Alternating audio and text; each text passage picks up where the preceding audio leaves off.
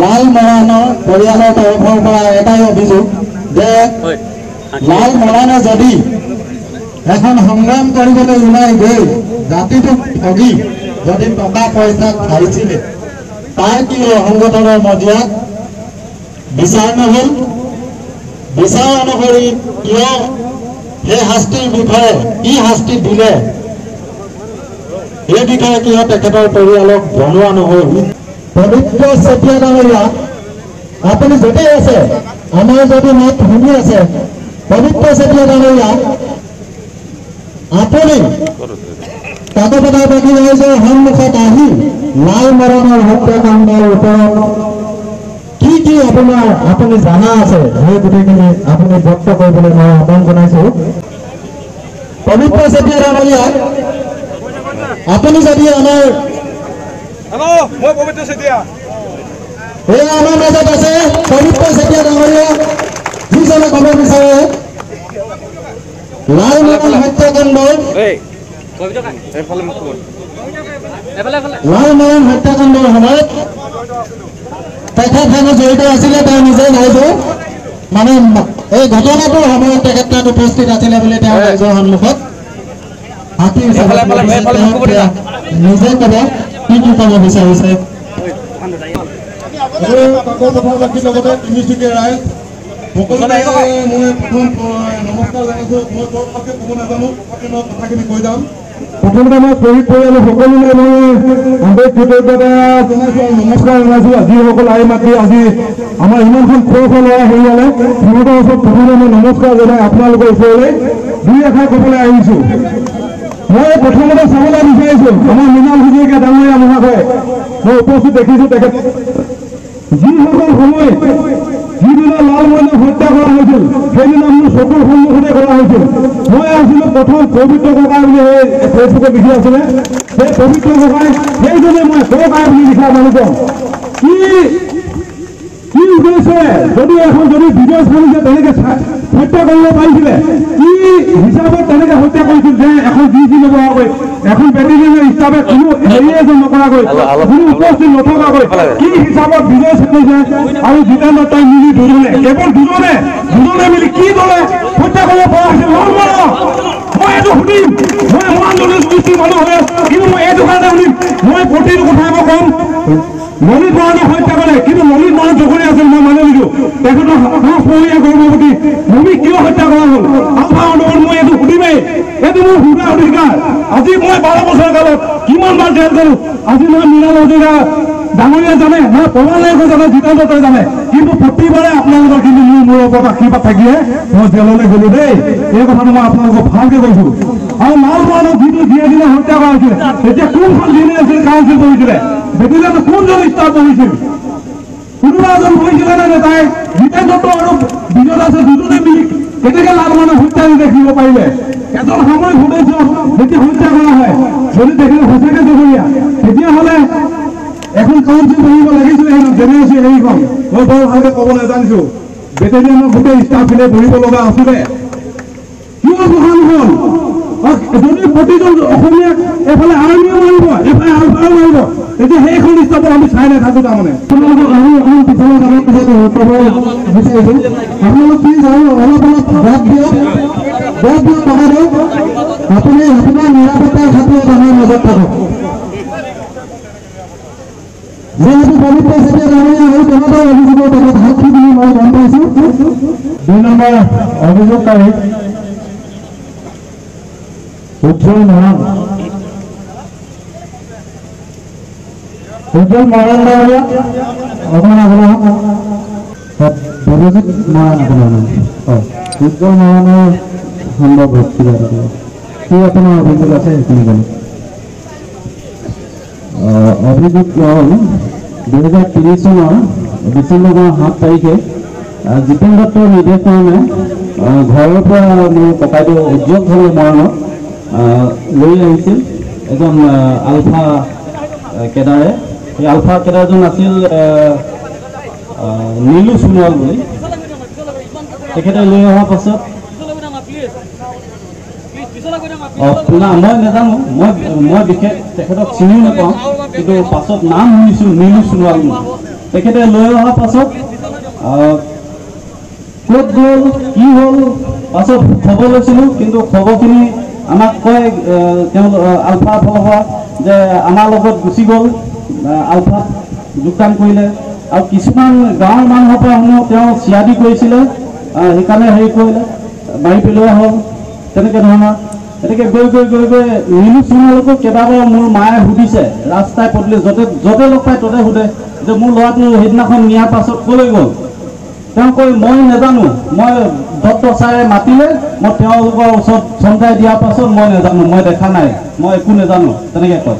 তাৰপাছত গৈ গৈ গৈ গৈ শেষত গাঁৱৰ শুনা কথা, গাঁৱৰ এগৰাকী বাইদেৱে কেইজনমান যুৱকক খুব ধমকি দিয়া হিচাপত ক'লে যে ল'ৰাটো যদি মাৰিলোঁ বুলি কয়, নাই নাই যদি জীয়াই আছে জীয়াই আছোঁ বুলি কয়। তেনেকৈ কোৱাৰ পাছত 6 মাহৰ মূৰত জুন ভূঞা স্বাক্ষৰত এখন পত্ৰ পাইছিলোঁ আমি যে সংগ্ৰাম বিৰোধী কাৰ্যত লিপ্ত থকাৰ কাৰণে মৃত্যুদণ্ড দিয়া হ'ল বুলি।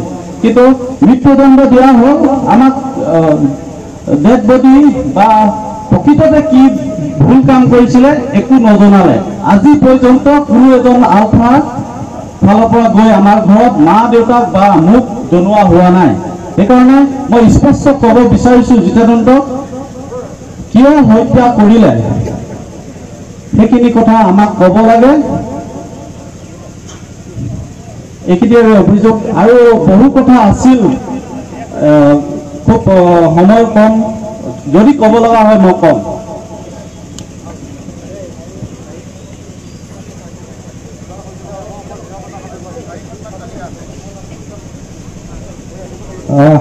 অভিযোগ কেইবাটাও আছে, মৃণাল হাজৰিকা বাইদেউ, আপোনাক উজ্জ্বল মৰাণৰ হত্যাকাণ্ড, লাল মৰাণৰ হত্যাকাণ্ড, যি লাল মৰাণৰ হত্যাকাণ্ডৰ লগত জড়িত বুলি তেখেতে পবিত্ৰ চেতিয়া ডাঙৰীয়া অভিযোগ উত্থাপন কৰিছে।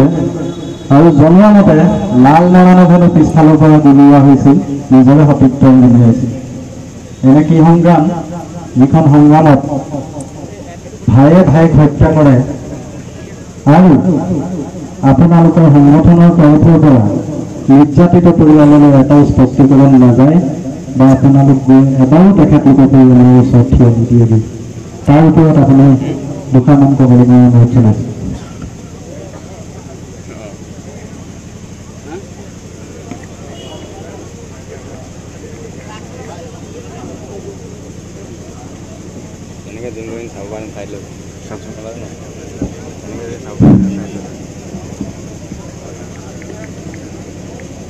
উজ্জ্বল মৰাণৰ বিষয়টো মই অৱগত নহয়, আৰু 2003 চনত মই তেতিয়া দায়িত্ব ল'বলৈ আহিছোঁহে একেবাৰে শেষ পৰ্যায়ত। ভূটানত যেতিয়া আলফা শিবিৰৰ ওপৰত আক্ৰমণ হৈছে, সেই সময়ত আগে আগে মই ভূটানৰ পৰা আহি পেলাই ইয়াত ভৰি দিছোঁহি তিনিচুকীয়া জিলাত। আৰু তাৰ পিছতেই মই গোটেই ল'ৰাখিনি গোটাই পিটাই ম্যানমাৰ শিবিৰলৈ লৈ গৈছিলোঁ। আৰু খুব সম্ভৱ সেই সময়ত বা তাৰ আগত এই ঘটনাটো হ'ব, উজ্জ্বল মৰাণৰ বিষয়টো লৈ পেলাই। আৰু এই বিষয়ত মই পিছত পৰৱৰ্তী পৰ্যায়তো কোনো তেনেকুৱা ধৰণৰ লিখিত অভিযোগ পোৱা মোৰ মনত নপৰে বা কোনোবাই বিষয়টো অৱগত কৰাটো মোৰ মনত নপৰে। গতিকে উজ্জ্বল মৰাণৰ বিষয়টো যিহেতু কৈছে যে কোনোবা এজনে জিতেন্দ্ৰ দত্তই মাতিছে বুলি পেলাই তেওঁ ঘৰৰ পৰা লৈ গৈছিলে, আৰু পিছত জুন ভূঞাই চিঠি লিখি পেলাই তেওঁক দল বিৰোধী কাৰ্য কৰাৰ কাৰণে মৃত্যুদণ্ড দিয়া হৈছে বুলি লিখিতভাৱে জনাইছে বুলি কৈছে। গতিকে এই কথাটো বিধিগতটো নহয়, কাৰণ তেনেকুৱা ধৰণৰ পত্ৰ লিখিব পৰাকৈ জুন ভূঞাৰ কোনো কৰ্তৃত্ব নাই, 1 নম্বৰ কথা। 2 নম্বৰ কথা, এই বিষয়টো হত্যাকাণ্ড যদি হৈছে তেতিয়াহ'লে সেই সময়ত কোন দায়িত্বত আছিলে, কাৰ নিৰ্দেশত এইটো পালন কৰা হৈছিলে ইয়াক বা মৃত্যুদণ্ড দিয়া হৈছিলে, এই বিষয়টো সেইটো সময়ত দায়িত্বত প্ৰবাল নেওগ আছিলে। সাময়িকভাৱে তেওঁ কামাণ্ডাৰ নহয়, তেওঁক মানে সেইটো সময়ত চোৱা চিতা কৰিবৰ কাৰণে দায়িত্ব দিছিলে 28খন বেটেলিয়নৰ। গতিকে প্ৰবাল নেওগে হয়তো জানিব পাৰে। তাৰপিছত লালমোহনৰ বিষয়টো বিধিগত নহয়, সেই কথাটো মই ক'লোৱেই। আৰু লালমোহনৰ সম্পৰ্কত যিখিনি কথা পবিত্ৰই ক'ত এই বিষয়খিনি তেওঁলোকে নিশ্চয় তেওঁলোকৰ পৰা সুধিলে ভাল হ'ব, বিজয় দাসক সুধিলে ভাল হ'ব যে কি পদ্ধতিৰে কাৰ লগত আলোচনা কৰি কোনখন বেটেলিয়ন ষ্টাফত ডিচিশ্যন কৰি পেলাই কৰা হৈছিল। যিহেতু সেইটো সময়ত মই জেলত আছিলোঁ, গতিকে সেই সময়খিনি কথাটো বা তেওঁলোকে কাৰ লগত কি আলোচনা কৰি পেলাই এইবোৰ কাৰ্যকৰী কৰিছিলে এই কথাখিনি মই অৱগত নহয়। গতিকে বিজয় দাসৰ পৰা এই বিষয়টো স্পষ্ট হ'ব। কিন্তু এইটো কথা ঠিক যে এই ধৰণৰ বিষয়বিলাক বিগত সময়ত কেৱল ইয়াত যিখিনি বিষয় আহিব যে আমুকৰ মৃত্যুদণ্ড বা তামুকৰ হত্যাকাণ্ড, এই কথাবিলাক এটা সময়ত এনেকুৱা হৈছিলেগৈ যে তলৰ পৰা খবৰ যায় ওপৰলৈ বা শিবিৰলৈ বা মুখ্য কাৰ্যালয়লৈ যে আমুক অঞ্চলৰ আমুকে CID কৰি আছে, আৰ্মিৰ লগত ঘূৰি আছে বা আৰ্মি বা পুলিচৰ লগত গৈ আমাৰ আমুকক হত্যা কৰিছে, এই ধৰণৰ খবৰবিলাক থাকে। বা কোনোবাই আলফা নামত ভুৱা কালেকশ্যন কৰিছে বা এনেকুৱা কৰিছে তেনেকুৱা কৰিছে, এইবোৰ অভিযোগ কিছুমানৰ ক্ষেত্ৰত আহে। আৰু সেইটো সময়ত তেনেকুৱা ধৰণৰ বহুতৰ ক্ষেত্ৰত হয়তো হৈছে। এতিয়া এই যিবিলাক নাম আছে তেনেকুৱা ধৰণৰ নামবিলাকৰ ক্ষেত্ৰত তেওঁলোকৰ এক্টিভিটিজ কি আছিলে সেই তথ্য প্ৰমাণেৰে হৈছে দিব পৰাকৈ মোৰ হাততো কোনো তথ্য নাই। আৰু মই সেই বিষয়বিলাক যিহেতু নাজানো, সেইটো সময়ত মই নাছিলোঁ। গতিকে এই কথাখিনি দায়িত্বত থকাসকলে বেছি স্পষ্টকৈ ক'ব পাৰিব। পবিত্ৰ নিশ্চয় মনত থাকিব যে এই লালমোহনৰ যেতিয়া মৰা হৈছিলে তেতিয়াতো মই জেলত আছিলোঁ। গতিকে সেই সময়ত তেওঁলোকে কি ডিচিশ্যন কৰি পেলাই মাৰিছিলে আৰু মাৰাৰ নিয়মটোৱেতো হোৱা নাই। মৃত্যুদণ্ডৰ নিয়মটোতো আমাৰ এটা নিয়ম আছে, সাংবিধানিক নিয়ম আছে। মৃত্যুদণ্ড কেনেকৈ দিয়া হয়, বিচাৰ কেনেকৈ কৰা হয়। গতিকে সেই বিষয়খিনি নিশ্চয়কৈ কাৰ্যকৰী কৰা নাই। পবিত্ৰ নিজেই উপস্থিত আছে, লালমোহনক পিছফালৰ পৰা গুলি কৰি মৰা হৈছে বুলি কোৱা হৈছে। গতিকে এইটোতো সাংবিধানিকভাৱে নহয়েই, দলীয় নিয়মৰ ভিতৰতো নহয়। গতিকে এই বিষয়খিনি যিসকল দায়িত্বত আছিলে তেওঁলোকৰ পৰা স্পষ্টকৈ জনাটো ভাল বা তেওঁলোকৰ পৰা বিচৰাটো ভাল হ'ব। এই ক্ষেত্ৰত মই কাৰো সমৰ্থন কৰি বা তেওঁলোকক ৰক্ষণাবেক্ষণ দিবৰ কাৰণে মই অহা নাই ইয়ালৈ। গতিকে মই যিখিনি জানো সেইখিনি মই ক'ম, আৰু যিখিনি মই নাজানো সেইখিনি মই নাজানো বুলিয়ে ক'ম। ধন্যবাদ ডাঙৰীয়া।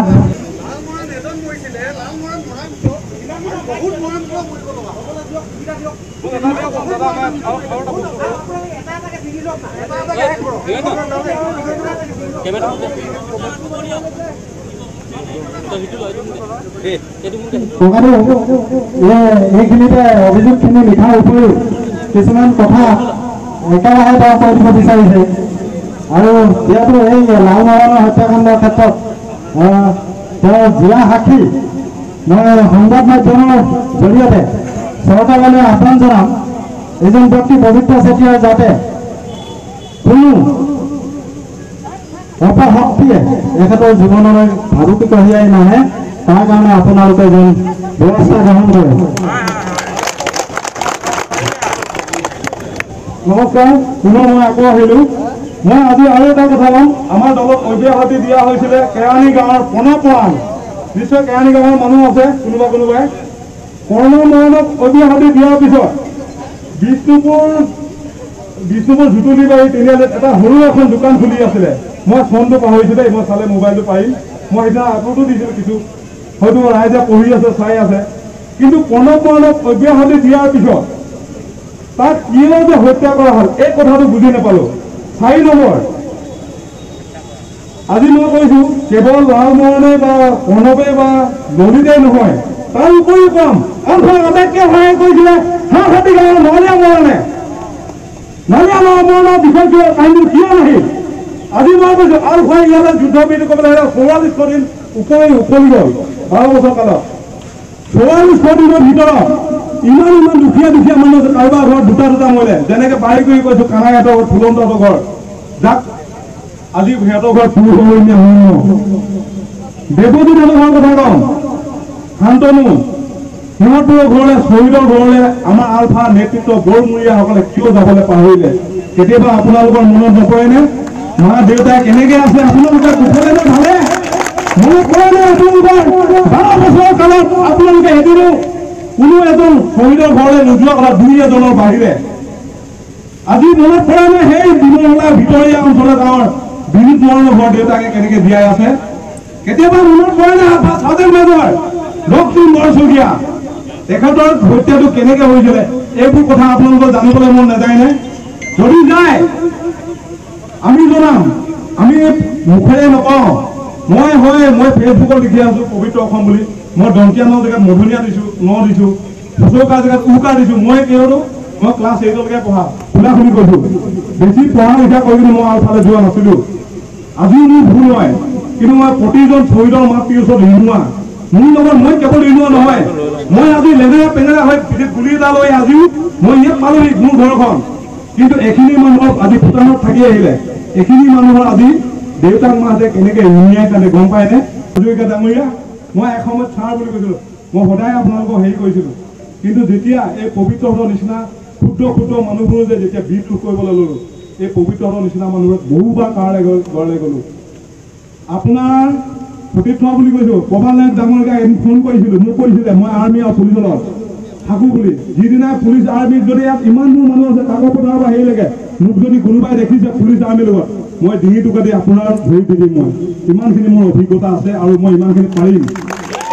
আৰু কৈছো যদি দিয়া সাক্ষী দিব লগা দিম, যেতিয়া মোক তই আজি ইমান কোটি কোটি প্ৰপাৰ্টি ক'ত পালে? তাৰ পৈতৃক সম্পত্তি নহয় এইবোৰতে 25 কোটি টকালৈকে ইমান ডাঙৰ ৰিজৰ্ভ বনালে। পৈতৃক সম্পত্তি আছে নেকি? আলফা বাহঁতে কিমান টকা লৈ আহিছিলে আপোনালোকে জানে?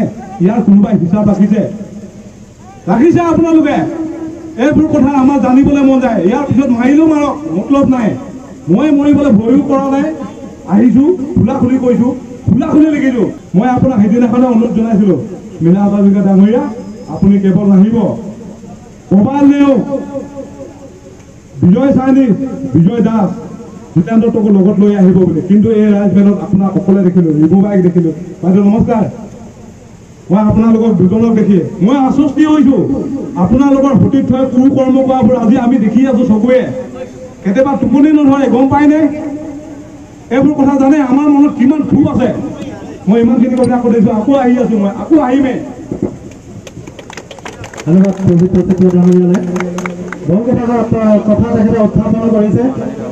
আলফা সংগ্ৰামৰ লগত জড়িত তেখেতলোকৰ আভ্যন্তৰীণ বিষয়, এই বিষয়ৰ পৰা তেওঁলোকে ৰাইজে একে মাত মাতিবলৈ নোযোৱাটো ভাল।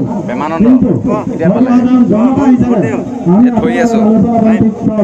নেতৃবৃন্দ আমি আহ্বান জনাম যে আপোনালোকৰ সংগ্ৰামখনত সৰ্বোচ্চ বলিদান দি যিসকল শ্বহীদ হ'ল তেখেতলোকৰ পৰিয়ালৰ প্ৰতি অন্তত আপোনালোকে বছৰেকত এবাৰ হ'লেও কিতাপবৃত্তি কৰিব।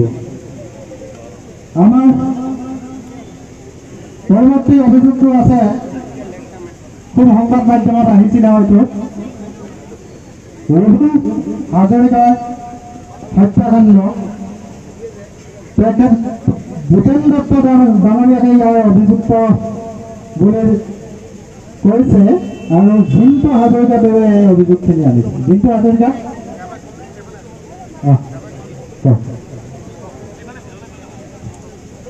জয়গড়তে মই আজি শ্বহীদৰ পৰিয়াল হৈ মই সকলোকে অভিনন্দন জ্ঞাপন কৰিছোঁ। এটা কথা, আজি এইখন হয়তো ৰাইজৰ আদালত, কিন্তু এনেকুৱা হয় কিছুমান আমি বিচাৰ প্ৰক্ৰিয়া পাবলৈ হ'লে হয়তো বহুত জটিল প্ৰক্ৰিয়া হ'ব। এতিয়া আমি কৈছোঁ ইয়াত আহিছোঁ, কিন্তু এটা কথা, ৰাইজৰ আদালত বহুত ডাঙৰ আদালত, কিন্তু এটা কথা, মই যেতিয়া মোৰ ককাইদেউ ৰঘুল হাজৰিকাক হত্যা কৰিছিলে তেতিয়া ৰঘুল হাজৰিকা সম্পূৰ্ণ শুভাকাংক্ষী আছিল। তেতিয়া অৰুণাচলত এটা কেম্প আছিল, তেতিয়া বহুত সহায় সহযোগ কৰিছিল। অকল মোৰ ককাইদেউ ৰঘুল হাজৰিকা বুলি অসমৰ সকলো মানুহে এটা টাইমত আলফাৰ শুভাকাংক্ষী আছিল আৰু সহায় সহযোগ পাকে প্ৰকাৰে কৰিছিল। কিন্তু যেতিয়া ফয়েজপুৰৰ ভাগিনীয়ে হত্যা কৰিলে, মোৰ যেতিয়া পেপাৰ পত্ৰ ৰবীন ঢেকীয়াল ফুকন আছিল প্ৰতিদিনৰ সাংবাদিক, 2004 চনৰ ঘটনা এইটো।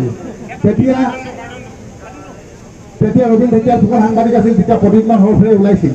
কিন্তু ৰঘুল হাজৰিকা এনেকুৱা এজন মানুহ আছিল, ইমান আলফাৰ শুভাকাংক্ষী আছিল। মই আজি এই 12 বছৰ মূৰত আজি ক'বলৈ পাই সুখী হৈছোঁ।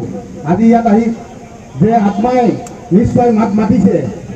আজি মই তাৰ আগতে বিপ্লৱযোগী মোহন আৰু মই হিমাংশু গগৈ ডাঙৰীয়াক মই ধন্যবাদ জ্ঞাপন কৰিছোঁ।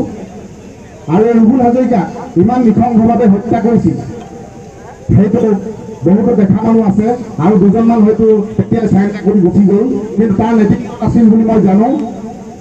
তেতিয়া দেখিছোঁ ওচৰে পাজৰে দেখিছিলোঁ জিতেন দত্ত ডাঙৰীয়া আছিলে আৰু মোৰ লগত সম্পূৰ্ণ প্ৰমাণ পত্ৰ আছে। তেখেতে লেফটেনেণ্ট জিতেন দত্ত বুলি এখন সংযুক্ত মুক্তি বাহিনীৰ পৰা আমাৰ ঘৰত দিছিলে আৰু সেইখন মোৰ লগত এতিয়া আছে, মই দেখাই দিব পাৰোঁ। জিতেন দত্ত চহী আছিলে, সেইখন জিতেন দত্ত কেতিয়াও নহয় বুলি ক'ব নোৱাৰে। তাত এজন ল'ৰাই দিছিলে, এজন আছিলে আমাৰ তৰাজনী গাঁৱৰ জিতুল চেতিয়া, তেখেত এতিয়া নাই, তেখেতৰ মৃত্যু হ'ল। কিন্তু মই ইমানেই কওঁ, আজি হয়তো ইয়াত এখন মিটিং হৈছে, ক'ব যে চোৰাংচোৱা কি কৰি মাৰিলে। আজি মৃণাল হাজৰিকা ডাঙৰীয়া আছে, তেখেতক মই ক'ব নাযাওঁ, বহু আলফাত মই সেইটো দুখ দিব নাযাওঁ। কিছুমান হয়তো তাৰ ভিতৰত যে এনেকুৱা যে এনেকুৱা বিপ্লৱটো দেখা নাই, সতীৰ্থক হত্যা কৰা আৰু এনেকুৱা কিছুমান কথা যাৰ আজি মানে সম্পত্তি পাহাৰ গৰিয়াই যিটো বিলাসী জীৱন কটাইছে। মইতো সঁচা কথা কৈছোঁ, ভয় কৰিবলৈ একো নাই। মই বহু আলফা সদস্যক নেতা সদস্যক মই আজি দোষ দিব নাযাওঁ, কিন্তু এটা কথা ক'ব লাগিব, যিসকল মানুহে আজি দবদবাই আছে, মই বিশেষকৈ জিতেন দত্ত ডাঙৰীয়া কৈছোঁ, তেখেতৰ কিন্তু প্ৰতি মোৰ সন্দেহ আছে। আৰু সেই কাগজখন জিতেন দত্ত, এতিয়া মই ইয়াত প্ৰমাণ দেখাই দিব পাৰোঁ, ডাইৰেক্ট লেফটেনেণ্ট জিতেন দত্ত এইখন দিছে 2004। এখন কিন্তু মোৰ জেৰক্স আছে দেই, এইখন কিন্তু মই পোৱা নাই। জিতেন দত্ত চৰিত্ৰ হয়তো মৃণাল হাজৰিকাদেৱে এইটো ভালকৈ জানিব, এইটো লেফটেনেণ্ট জিতেন দত্ত বুলি আছে। আৰু মই ৰুবুল হাজৰিকা কেতিয়াও মোৰ ককাইদেউ কেতিয়াও চোৰাংচোৱা নাছিল বুলি মই আজি ডাঠি ক'ব পাৰোঁ, কিন্তু তেখেতক চোৰাংচোৱা বুলি কৈছে, কিন্তু ৰুবুল হাজৰিকা কেতিয়াও চোৰাংচোৱা নাছিল। মই আগদিনাখন পাইছোঁ, মই কৈছোঁ ককাইদেউ এইবোৰ গোটেই কোনফালে নাই বোলে, মই বোলে আলফালে গুচি যাম কথাবোৰ কৈছে। কিন্তু মই জানো জিতেন দত্ত ৰুবুল হাজৰিকাক হত্যা কৰাটো আটাইতকৈ ডাঙৰ ষড়যন্ত্ৰ, আৰু ৰুবুল হাজৰিকাক হত্যা কৰাটো জিতেন দত্তক এবাৰ ভাবি চাব, ৰুবুল হাজৰিকা কোন পৰিয়ালৰ মানুহ, কেনেকুৱা মানুহ। গতিকে মই বিশেষ ক'বলৈ নাযাওঁ, এইটো সম্পূৰ্ণ ইয়াত আছে যে লেফটেনেণ্ট জিতেন দত্ত আমাক এইখন দিছে, আৰু মই সকলোকে ধন্যবাদ জ্ঞাপন কৰি মোৰ বক্তব্য সামৰণি মাৰিছোঁ।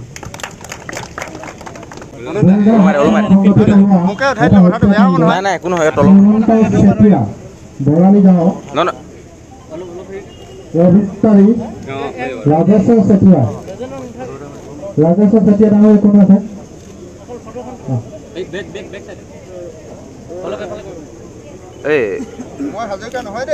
গম পাইছোঁ, পঢ়ি দিব দিয়কচোন, পঢ়ি দিব দিয়ক, এখন পঢ়ি দিব দিয়ক চবকে শুনাই।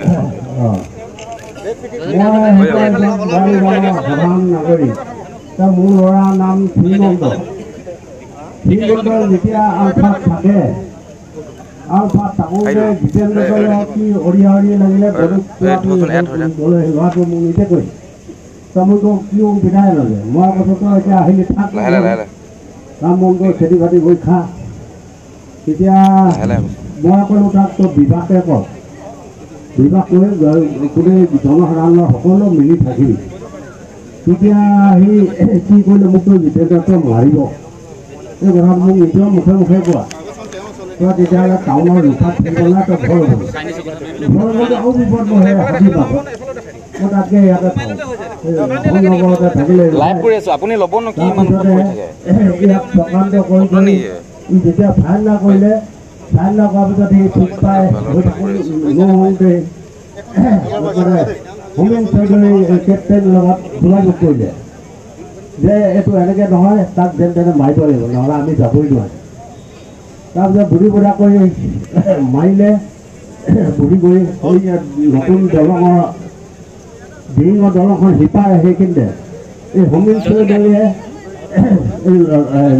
গাড়ীখন এপাৰতে থাকি সিপাৰত পঠিয়াই দিলে। তাৰপিছত জিতেন দত্ত গ্ৰুপটোৱে হত্যা কৰিলে। আকৌ ঘৰত আনি হোমেন চৌধুৰীয়ে মানে ঘৰত ডেড বডি জমা দিলে। জমা দিয়াৰ পিছত তাৰপিছতে কি কথা আমি চৌধুৰীৰ লগত নাজানো। তেতিয়া চৌধুৰীকো মাতিলে যে এই আলফা ইয়াত আছে। তেতিয়া গৈ পিনে সেই পাকো মাৰি দিলে। তাৰপিছতে মানে তাক পইচাটো দিবলৈ ৰেহাই হ'ল, নাপালে গোটেইটো পইচা চৌধুৰী। তাৰপিছত এতিয়া সেইটো বিষয় লৈ এই জিতেন দত্তৰ ধৰ্ষণকাৰী হত্যাকাৰী আমি এনেকুৱা ঠিক পাই আমাৰ কাকপথাৰ অঞ্চলত নালাগে ঠিক পাই কেন্দ্ৰ উঠাই দিয়ক আৰু জিতেন দত্তই যিমান যে হত্যা কৰিলে ধৰ্ষণ কৰিলে নাৰী হত্যা বহুত কৰিলে কিন্তু সেইটো তাৰ মানুহ আছে ক'বলৈ মই শুনি থৈছোঁ মই সেইবোৰ নকওঁ এতিয়া জিতেন দত্তক মানে কঠোৰ বিচাৰ কৰি শাস্তি দিয়ক আৰু তেওঁক মানে ফাঁচি দিয়ক মই এইটোৱে কৈ সামৰণি মাৰিম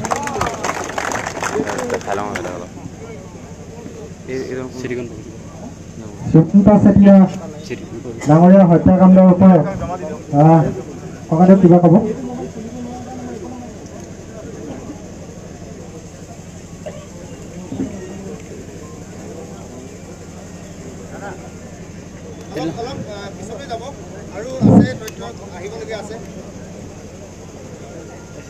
শ্ৰীমন্ত তাক মই চাইনিজ ল'ৰাবিলাকে চাইনিজ বুলি মাতিছিলে মই তাক সীমান্ত বুলিয়ে মাতিছিলোঁ আৰু যথেষ্ট মোৰ মৰমৰ আছিলে একদম ৰঙা বগা আৰু মই ক'ৰবালৈ গ'লে মোৰ গ্ৰুপত শ্ৰীমন্ত প্ৰায় থাকিছিলোঁ পিছত যেনিবা সি চাৰেণ্ডাৰ কৰিলে চাৰেণ্ডাৰ কৰাৰ পিছত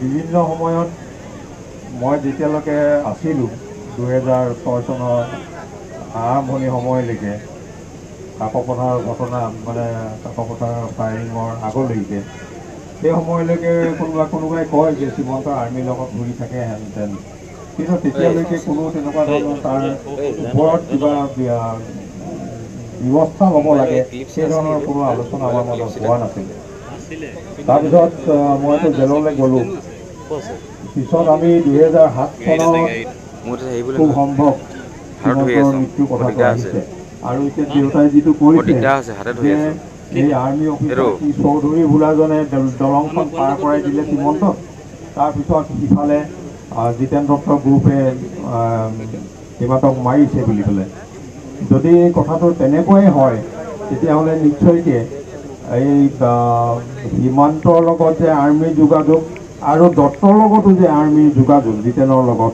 এই কথাটোৱে কিবা নহয় কিবা প্ৰকাৰে অলপ ইংগিত দিয়ে মোৰ অনুমান সেইটোহে হৈছে মই দেউতাই কোৱা কথাখিনি যদি সেইধৰণৰে হয় কাৰণ আৰ্মি অফিচাৰজনে সীমান্তক দলংখন পাৰ কৰাই পেলাই এইফালে যাবলৈ দিলে আৰু এইফালে জিতেনৰ গ্ৰুপে সীমান্তক গুলিয়াই মাৰিলে যদি এইটো হয় আগতীয়াকৈ কিবা তেওঁলোকে বুজাবুজি কৰি লৈছিলে হ'বলা আৰু সেইটো কাৰণে এইটো হ'বলৈ পালে এইটো কথাটো কিমান দূৰ সঁচা মিছা কি তথ্য প্ৰমাণ আছে নাই সেইটো দেউতাই জানিব কিমান বিশ্বাসযোগ্য এই গোটেই কথাটো কিন্তু কথাটো হ'ল যে এই বিষয়টো সীমান্ত সম্পৰ্কত মই সিমানটোৱে জানো যে মই যথেষ্ট ভালো পাইছোঁ তাক মৰমো কৰিছিলোঁ কিন্তু পিছত যেতিয়া 2007 চনত মই জেলত থকা অৱস্থাত তাক হত্যা কৰা হৈছে বুলি পেলাই খবৰ পাইছোঁ মই জানিব লগা কথাটো বা জনাব লগা কথাটো এইটোৱে সন্মানীয় পৰ্যবেক্ষক মহোদয় মুখ্য পৰ্যবেক্ষক মহোদয় আমি অনুমতি বিচাৰিছোঁ শ্ৰীমন্ত চেতিয়াৰ অভিভাৱকে আমাৰ আজি ৰাইজ মেলত উপস্থিত থকা যুদ্ধবিৰতি গোটৰ জ্যেষ্ঠ নেতা হাজৰিকাদেৱৰ বক্তব্যৰ পিছত তেওঁ কিছু কথা সংযোগ কৰিব খুজিছে আমি মাইক্ৰফোনটো দিব খুজিছোঁ মই হাজৰিকা ভাই বা ককাই বুলি কৈছোঁ মই আগৰটো দেখাও নাই আৰু চিনিও নাপাওঁ কিন্তু তাৰ যদি এতিয়া আপুনি যিটো বক্তৃতা দিলে বৰ ভাল আছিলে সেইটো কেলৈ কৰিলে যদি আপোনালোকে ইমান দৰ্শকবিন্দ ওপৰ মহলৰ মানুহ থাকি পিনি এতিয়া তাক ইমান যদি বহুত ভাল আছিলে ল'ৰাটো ৰঙা বগা সেইবোৰ ধেৰ প্ৰতিবাদ কৰি দিয়ে তেতিয়াহ'লে তাকো খাই জানো আপোনালোকৰ এইটো কেনেকৈ হত্যা কৰিব পৰা সেইটো মোক আপোনালোকে ভাঙি দিলে ভাল পাম তাৰ সম্পৰ্কত অভিযোগখিনি সেইখিনি আছিলে যে কিছুমান ল'ৰাই কৈছিলে যেতিয়া মইতো শিবিৰত আছিলোঁ বাৰ্মাত কোনোবাই কৈছিলে যে সীমন্ত আজিকালি আৰ্মিৰ লগত থাকে ঘূৰে এনেকৈ বুলি ক'লে কিন্তু সেই সম্পৰ্কত আৰু বেলেগ তেনেকুৱা ৰিপৰ্টতো বিভিন্নজনো আহে কিন্তু সেইবিলাকতো আমি আলোচনা কৰি ডিভিশ্যন লোৱা যায় তাৰপিছত উদ্বোধন কৰ্তৃপক্ষলৈ পঠোৱা যায় যে আমুকৰ সম্পৰ্কত এই ধৰণৰ অভিযোগ আহিছে তাৰপিছত উদ্বোধন কৰ্তৃপক্ষৰ পৰা অনুমতি আহে যে কৰিব লাগে নে নালাগে বা মৃত্যুদণ্ড দিব লাগে নে নালাগে, তাৰপিছত ইয়াত তলত নিৰ্দেশ দিয়া হয় যে তেওঁক মৃত্যুদণ্ড দিব লাগে বুলি পেলাই। এইটো এটা প্ৰক্ৰিয়া এটা আছে। সীমন্তৰ ক্ষেত্ৰৰ কথাটো তেনেকুৱাহে আছিলে, শুনাহে হৈছিলে। সেই লৈ পেলাই আমাৰ মাজত আৰু বেলেগ কোনো আলোচনা হোৱা নাছিলে, তাক লৈ কোনো সিদ্ধান্ত হোৱা নাছিলে। তাৰপিছততো মই জেলত সোমালোঁ। জেলত সোমোৱাৰ পিছত ইয়াক কোনে মাৰিলে বা কি ধৰণে মাৰিলে সেই কথাখিনি মই অৱগত নহ'লোঁ। পিছত যেনিবা খবৰটো পাইছোঁ যে সীমান্তক মাৰিলে বুলি পেলাই, কিন্তু তাৰপিছত আৰু সেইবিলাকৰ বিচাৰ কুচাৰটো কৰা হোৱা নাই। আৰু তেনেকুৱা ধৰণৰ ঘটনা বহুতবিলাকে আছে যিবিলাকতো বিচাৰ কুচাৰ কৰিব পৰা এটা সশস্ত্ৰ সংগঠনৰ আমাৰ সম্ভৱো নহয়। কাৰণ এটা মুক্তাঞ্চল নাথাকে, আমাৰ এটা স্থায়ী শিবিৰ নাথাকে য'ত একেবাৰে কাৰ্যালয় বহাই লৈ পেলাই চববিলাক ৰিপৰ্ট সংগ্ৰহ কৰি সেইধৰণে কিবা বিচাৰ চিচাৰ কৰিবৰ কাৰণে পৰিস্থিতিয়ে চবকে খেদি লৈ ফুৰে। তাৰ মাজত কেতিয়াবা এই ধৰণৰ কথাবিলাক আহি যায়। কিন্তু এনেকুৱা ধৰণৰ অজস্ৰ ঘটনা আছে বা হৈছে যিবিলাকৰ কোনো তেনেকুৱা ধৰণৰ পৰৱৰ্তী পৰ্যায়ত কোনো আলোচনা হোৱা নাই বা তেওঁলোকৰ সম্পৰ্কত কোনো তেনেকুৱা ধৰণৰ লিখিত ৰূপত কোনো অভিযোগ বা সেই ধৰণৰ তথ্য পাতিও ঊৰ্ধ্বতন কৰ্তৃপক্ষলৈ অহা নাই বা যোৱা নাই। আৰু সেইটো সম্পৰ্কত কাৰো বিচাৰ চিচাৰ তেনেকুৱাকৈ হোৱাও নাই। গতিকে সীমান্তৰ ক্ষেত্ৰতো সেই তেনেকুৱাই হৈছে। এটা মোৰ ফালৰ পৰা কওঁ, যদি এতিয়া ইয়াক উচিত বিচাৰ ইমান যে মানুহৰ হত্যাকাণ্ড কৰি অন্যায় কৰি মাৰিলে, জিতেন দত্তৰ বিষয় লৈতো ইয়াততো এইটো সভাখন বহিছে, তেওঁলোকে এইটো কেলৈ আনিব নোৱাৰিলে জিতেন দত্তক ইয়াত? জিতেন দত্তৰ দায়িত্ব মোৰ লগত নাই। জিতেন দত্ত, প্ৰবাল নেওগ এইবিলাকৰ দায়িত্ব মোৰ লগত নাই। মই আগতেই ক'লোঁ যে 2008 চনত আমি যুদ্ধবিৰতি কৰিছিলোঁ, এইটো সঁচা কথা। ইয়াত এটা ৰাজনৈতিক বা অন্যান্য কিছুমান কাৰণ আছে, সংগঠনৰ ভিতৰুৱা কিছুমান কাৰণ আছে, যিটো কাৰণত আমি সেইটো সিদ্ধান্ত লৈছিলোঁ। কিন্তু 2008 চনৰ পৰা 2010 চনলৈকে আমি যুদ্ধবিৰতি হিচাপে আছিলোঁ। 2010 চনত যেতিয়া আলফাৰ কেন্দ্ৰীয় নেতৃত্ব আহিলে, তেওঁলোকে আলোচনাৰ প্ৰক্ৰিয়া আৰম্ভ কৰিলে, তাৰপিছতে আমাৰ গোটটো আলফাৰ মূল গোটটোৰ লগত মিলি গ'ল, একাত্ম হৈ যোৱাৰ পিছত তাৰপিছত আৰু কোনো যুদ্ধবিৰতি বুলি বেলেগে কোনো গোট নাই। এতিয়াও বিভিন্ন ধৰণৰ মানে আলোচনাত বা কোনোবাই কৈ থাকে যে এইটো চিজফায়াৰ কেম্প, এইটো যুদ্ধবিৰতি গোট এনেকৈ বুলি পেলাই। এতিয়া আৰু কোনো যুদ্ধবিৰতি গোট 2011 চনৰ পৰা নায়েই।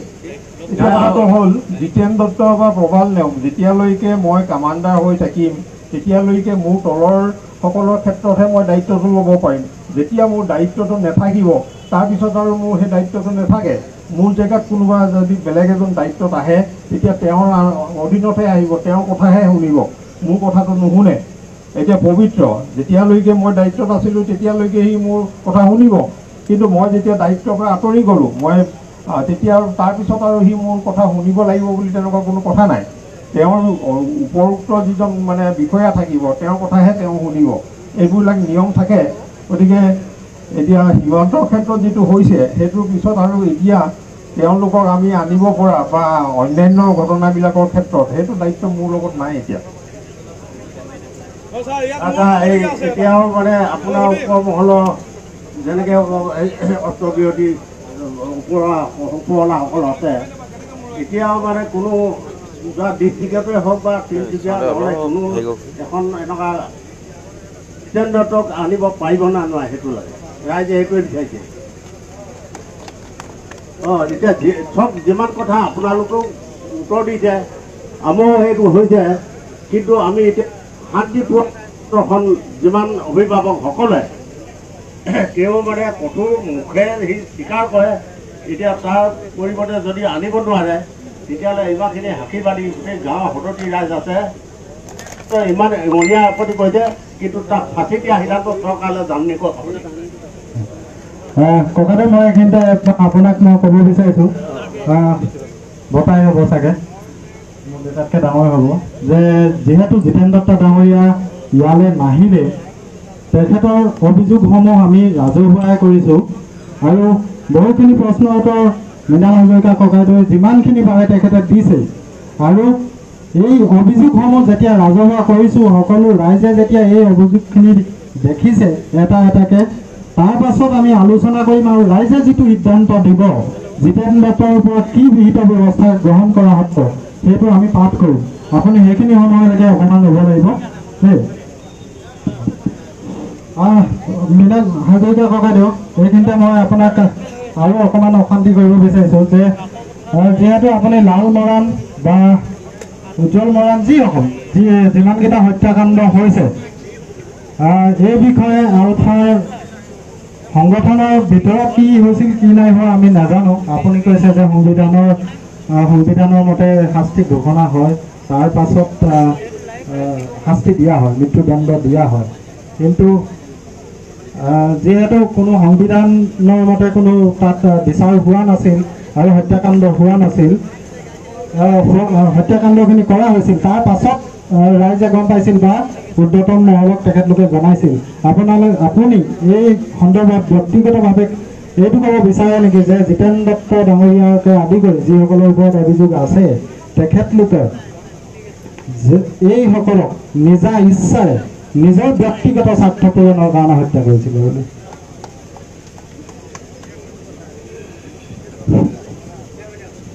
মই মানে বৰ আন্তৰিকতাৰে ইচ্ছা কৰিছিলোঁ, ভাবিছিলোঁ যে আজিৰ এই সভাখনত যাৰ যাৰ বিৰুদ্ধত অভিযোগ আছে তেওঁলোকে আহি পেলাই সেইখিনি সৎসাহস দেখাব যে মোৰ বিৰুদ্ধত কি অভিযোগ আছে সেইখিনি তথ্য প্ৰমাণৰ সৈতে মই মিছা বুলি প্ৰমাণ কৰিম, বা আপুনি যদি মোৰ বিৰুদ্ধত অভিযোগ দিছে আপুনি তথ্য প্ৰমাণৰ সৈতে মোক সেইখিনি অভিযুক্ত কৰিব। আৰু সেইটো আজি অন্ততঃ সেইখিনি নিষ্পত্তি হ'ব বুলি মই ভাবিছিলোঁ।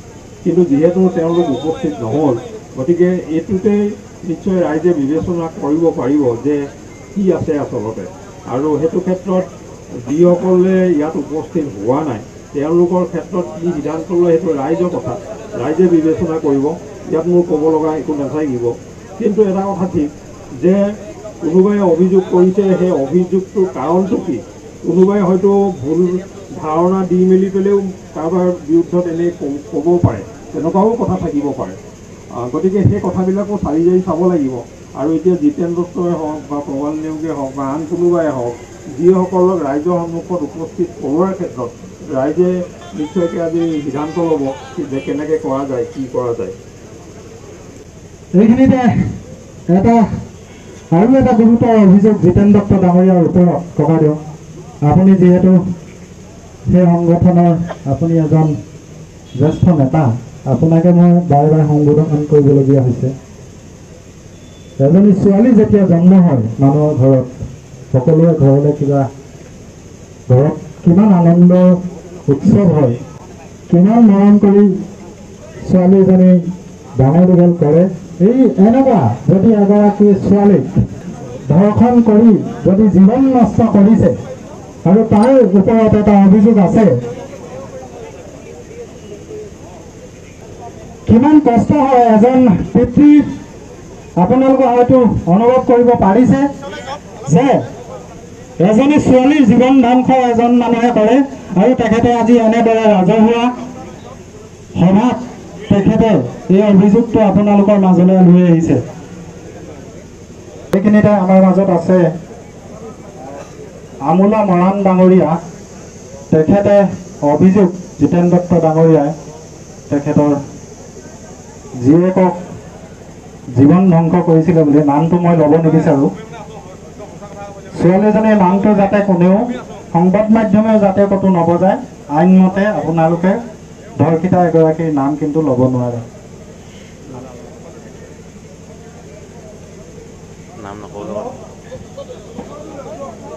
মোৰ ঘৰ কঁঠালগুৰি, নীতি কঁঠালগুৰি আৰু পোষ্ট অফিচ নীতি কঁঠালগুৰি, আৰু আমাৰ থানা হৈছে বৰডুমচা। আজি জিতেন দত্তই কিছুমান আহি লৈ মোৰ ইয়াত বাহাল পাতি আছিলে। বাহাল পাতি থকা সময়ত কিছুমান প্ৰলোভন দেখুৱাই তেওঁ মোৰ 2 নম্বৰ ছোৱালীজনী ধৰ্ষণ কৰি যোৱাৰ পিছত মই কেইদিনমানৰ পিছত মই এই কথাটো গম পালোঁ। গম পোৱাৰ পিছত কিন্তু 8 চনত নে 9 চনত হৈছিলে, মই সেইটো পাহৰিলোঁ। কিন্তু কি বিষয়লৈ গৈছিলে কি সেইটো মই নাজানো।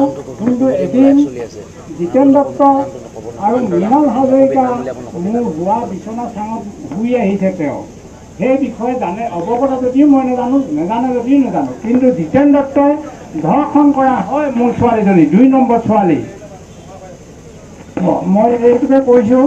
সেইকাৰণে মানে এইটো এনেকৈ জিতেন দত্তক মোৰ মতে ক'বলৈ গ'লে তেওঁক ফাঁচি দিয়াহে এটা ব্যৱস্থা কৰিব লাগে বুলি মই এইটো জনাইছোঁ। মই এতিয়া এইটো মৃণাল হাজৰিকাই হয়তো পাহৰিবও পাৰে মোৰ হোৱা ভগা বিচনা চাঙত এদিন শুই আহিছে জিতেন দত্তৰ লগত গৈ। মোৰ ঘৰটো ৰিজাৰ্ভৰ কিনাৰত, মোৰ ঘৰটো একেবাৰে ৰিজাৰ্ভৰ কিনাৰতে। তেনেকুৱাত আপুনি এদিন মোৰ বাঁহৰ চাঙত শুই গৈছে। পুলিচ বিভাগে চিআৰপি বিভাগে অতি মানে হত্যাকাণ্ড কৰি মোক ঘৰৰ পৰা লৈ গ'ল। লৈ যোৱাৰ পিছত মই মোক ঘৰৰ পৰা হাত একেলত মোক জেললৈ এৰাৰ পৰা লৈ গ'ল। লোৱাৰ পিছত মানে কিমান দিনত 6 দিন না 7 দিন মোক ৰিমাইণ্ডত থ'লে। ৰিমাইণ্ডত থোৱাৰ পিছত মোক মানে জেললৈ প্ৰেৰণ কৰিলে। জেললৈ প্ৰেৰণ কৰাৰ পিছত মই আকৌ ঘৰলৈ উভতি আহিলোঁ। উভতা আহি পিছত মানে এই ঘটনাস্থলীত মই এনেকুৱা ফল দেখিবলৈ পাইছোঁ, মই শুনিবলৈ পাইছোঁ। মোৰ কেনেকুৱা দুখ লগা বিষয়। আজি 4 মাহ দিন মই জেলত ভুক্তভোগিলোঁ আৰু 3 বছৰ দিন মই নজৰবন্দী হৈ মই মানে কঁঠালগুৰিতে থাকি আৰ্মি কেম্পলৈ সদায়ে অহা যোৱা কৰি থাকোঁ। এতিয়া এই কথাটো যে কৈ গৈছোঁ মই, মৃণাল হাজৰিকাই মানে মোৰ ঘৰত এদিন মোৰ ভগা বিচনাত শুই আহিছে। মই সেইটো মিছা কথা কোৱা নাই। ককাইদেউ কিবা জানে? মই ককাইদেউকে সুধিবলৈ বিচাৰিছোঁ। তাৰমানে মই তাতে আশ্ৰয় ল'বলৈ গৈছিলোঁ নে কিবা কথা পাতিবলৈ গৈছিলোঁ নে কি মনত আছে নেকি? এইটো অকল পাতিবলৈ গৈছিলে, কিন্তু কি মাধ্যমত গৈছিলে মই সেইটো এই তথ্য মানে জিতেন দত্তও দিয়া নাই, মোক মৃণাল হাজৰিকাও দিয়া নাই। অকল শুলে বলে খালে আহি পেলালে, সিমানটোৱে মানে। মোৰ তথ্য লোৱা নাই, মই দিয়া নাই। সেইটো মই সঁচা কথা কৈছোঁ। মই এনেকুৱা বয়সত সঁচা কথা কৈ প্ৰলোভন দি কথা ক'বলৈ অহা নাই। আপোনাৰ মনত পৰিছে নাই মই ক'ব নোৱাৰোঁ। তাৰমানে আমিতো আশ্ৰয় বিভিন্ন ঘৰত লৈ থাকোঁতো। তেওঁ কেতিয়াবা সেইফালে যাব লগা সময়ত সেইটো চাইডে যিবিলাকৰ দায়িত্ব থাকে তেওঁলোকে নি পেলাই ক'ৰবাত ৰাখে বা থাকিবলৈ দিয়ে। তেনেকুৱাকৈ আপোনাৰ ঘৰত নিশ্চয় থাকিছোঁ চাগে, আপোনাৰ মনত আছে যেতিয়া জিতেনৰ লগত কিজানি মই আছিলোঁ। কিন্তু এতিয়া সেই ঘটনাটোৰ লগত মানে তেনেকুৱা ধৰণৰ কিবা কথা আছিলে নেকি, বা মইতো বিষয়টো অৱগত হৈছিলোঁ নে নাই, সেই কথাখিনি আপুনি অকণমান কৈ দিলে ভাল হ'ব। এই ছোৱালীজনীৰ বিষয়ে এতিয়া জিতেন দত্তই হওক বা মৃণাল হাজৰিকাই মানে মোক একো কোৱা নাই। হয়তো মই ভাবিলোঁ যে কি এই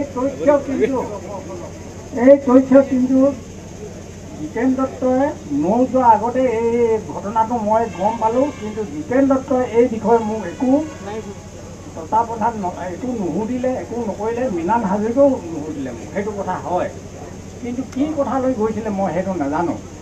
কিন্তু জিতেন দত্তক ঘৰখন কৰাৰ পিছত আকৌ মোৰ ঘৰলৈ গৈছে জিতেন দত্তই, মই সেইটো গম পালোঁ পিছত। মই জিতেন দত্তৰ লগত যেতিয়া আপোনাৰ ঘৰত আছোঁ তেতিয়া সেইটো তাৰমানে ঘটনাটো হৈ যোৱাৰ পিছত আছিলোঁগৈ। আচ্ছা, তেতিয়া মই আপোনাক বাৰু একো নাই সোধা, বেলেগ ঘৰৰ কাকো নাই সোধা নেকি? একো কিবা কথা বতৰা নাই পতা নেকি? মই মোৰ মাত্ৰ কোনো নাই। এতিয়া সৰু ল'ৰা এটা আছিলে আৰু ছোৱালীকেইজনী আছিলে। মই ছোৱালীকেইজনীৰ লগত মই এনেকুৱা খোলাখুলি হিচাপে মই একো কথা পতা নাই। কিন্তু ৰাইজৰ পৰাহে এইখিনি তথ্য পাইছোঁ। এইটো সঁচা প্ৰমাণ। আপুনি আহোঁতে জিতেন দত্ত আহোঁতে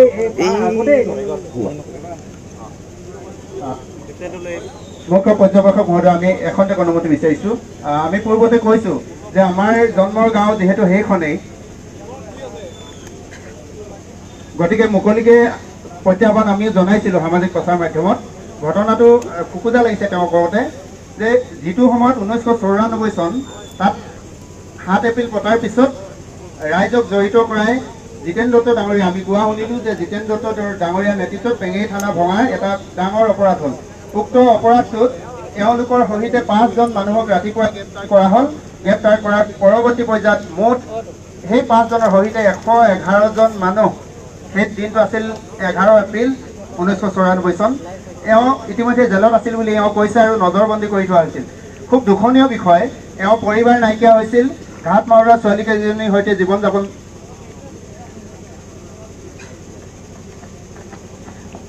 ক'ব পৰা নাই আচলতে কথাখিনি। যেতিয়া জীৱন যাপন কৰিব লগা হৈছিল সেই সময়ত প্ৰলোভন দি সেই ঘটনাটো ঘটাইছিল।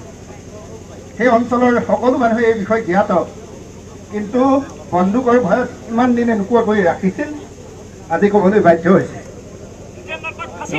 মই জানিবলৈ বিচাৰিছোঁ হাজৰিকাদেউ জড়িত থকা বুলি তেওঁ অভিযোগ কৰা নাই, সেইটো ৰাইজে অৱগত হোৱাকৈ আমি জনাইছোঁ।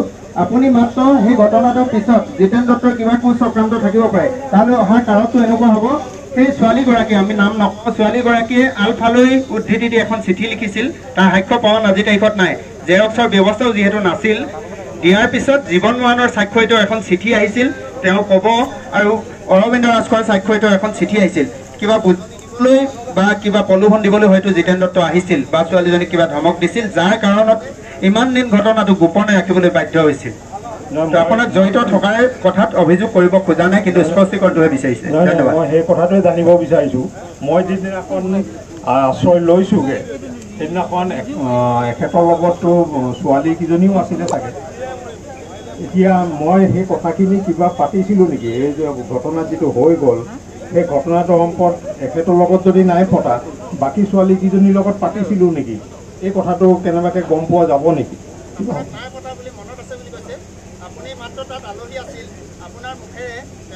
কোনো বাক্য তাত কোৱা নাই বা একো আলোচনা কৰা নাই বুলি তেওঁ কৈছে। ক'বলৈ হয়তো খোকোজা লাগিছে।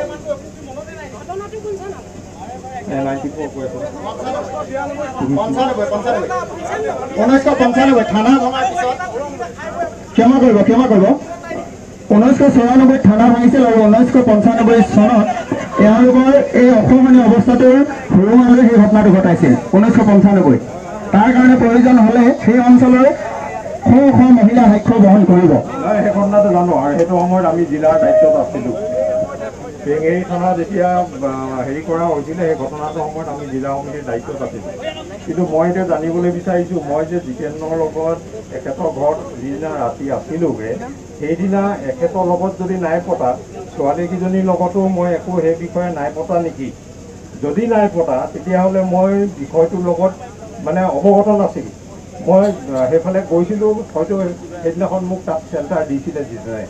কথাটো তেনেকুৱা হ'ব পাৰে। আৰু বিধান হাজৰিকা ডাঙৰীয়া, এইখিনিতে মই গুৰি ধৰিছোঁ কথাত। হয়তো জিতেন দত্ত ডাঙৰীয়া হয়তো নহয়, এজন দেউতাকে যেতিয়া কৈছে নিজৰ জীয়েকক এনেকুৱা কৰিছে বুলি, সেইটোত আৰু আমি বেলেগ এটা প্ৰশ্ন আমি কৰিব নোৱাৰোঁ। হয়তো বুলি কোনো কথাই নাহে, হয়ে বুলি আমি ক'ব লাগিব।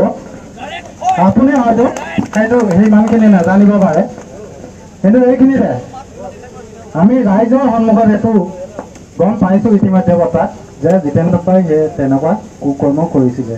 আৰু কেৱল মাত্ৰ আপোনাৰ ছোৱালীয়ে নহয়, যেনেদৰে সামাজিক মাধ্যমত বিপ্লৱজ্যোতি মোহন ডাঙৰীয়াই জিতেন দত্তৰ ওপৰত, দত্ত বুলিয়ে কৈছে, ডাঙৰীয়া বুলি শব্দ নোলায়, তেওঁৰ ওপৰত যিমানখিনি নাৰী কেলেংকাৰী হওক বা ধৰ্ষণৰ গোচৰ আনিছিলে, তাৰ এটা যেতিয়া আমি জীয়া প্ৰমাণ পাইছোঁ, আৰু বেলেগ আৰু আমি তেনেকুৱা নহয় বুলি কোৱাৰ কোনো বাট নাথাকিব মোৰ হিচাপত, আৰু ৰাইজেও এই কথাত একমত হ'ব চাগে। কাৰণ জিতেন দত্ত ডাঙৰীয়া যদি নাৰী ধৰ্ষণকাৰী নাছিল, যদি তেওঁ নাৰী সৰ্বনাশকাৰী বা নাৰী ব্যৱসায়ত তেখেত জড়িত নাছিল, কাকপথাৰৰ এজন শিক্ষকক তেখেতে হত্যা কৰিছে বুলি অভিযোগ আহিছে। তেখেতৰ পৰিয়ালৰ মানুহ আছে, কোন আছে, তেখেতৰ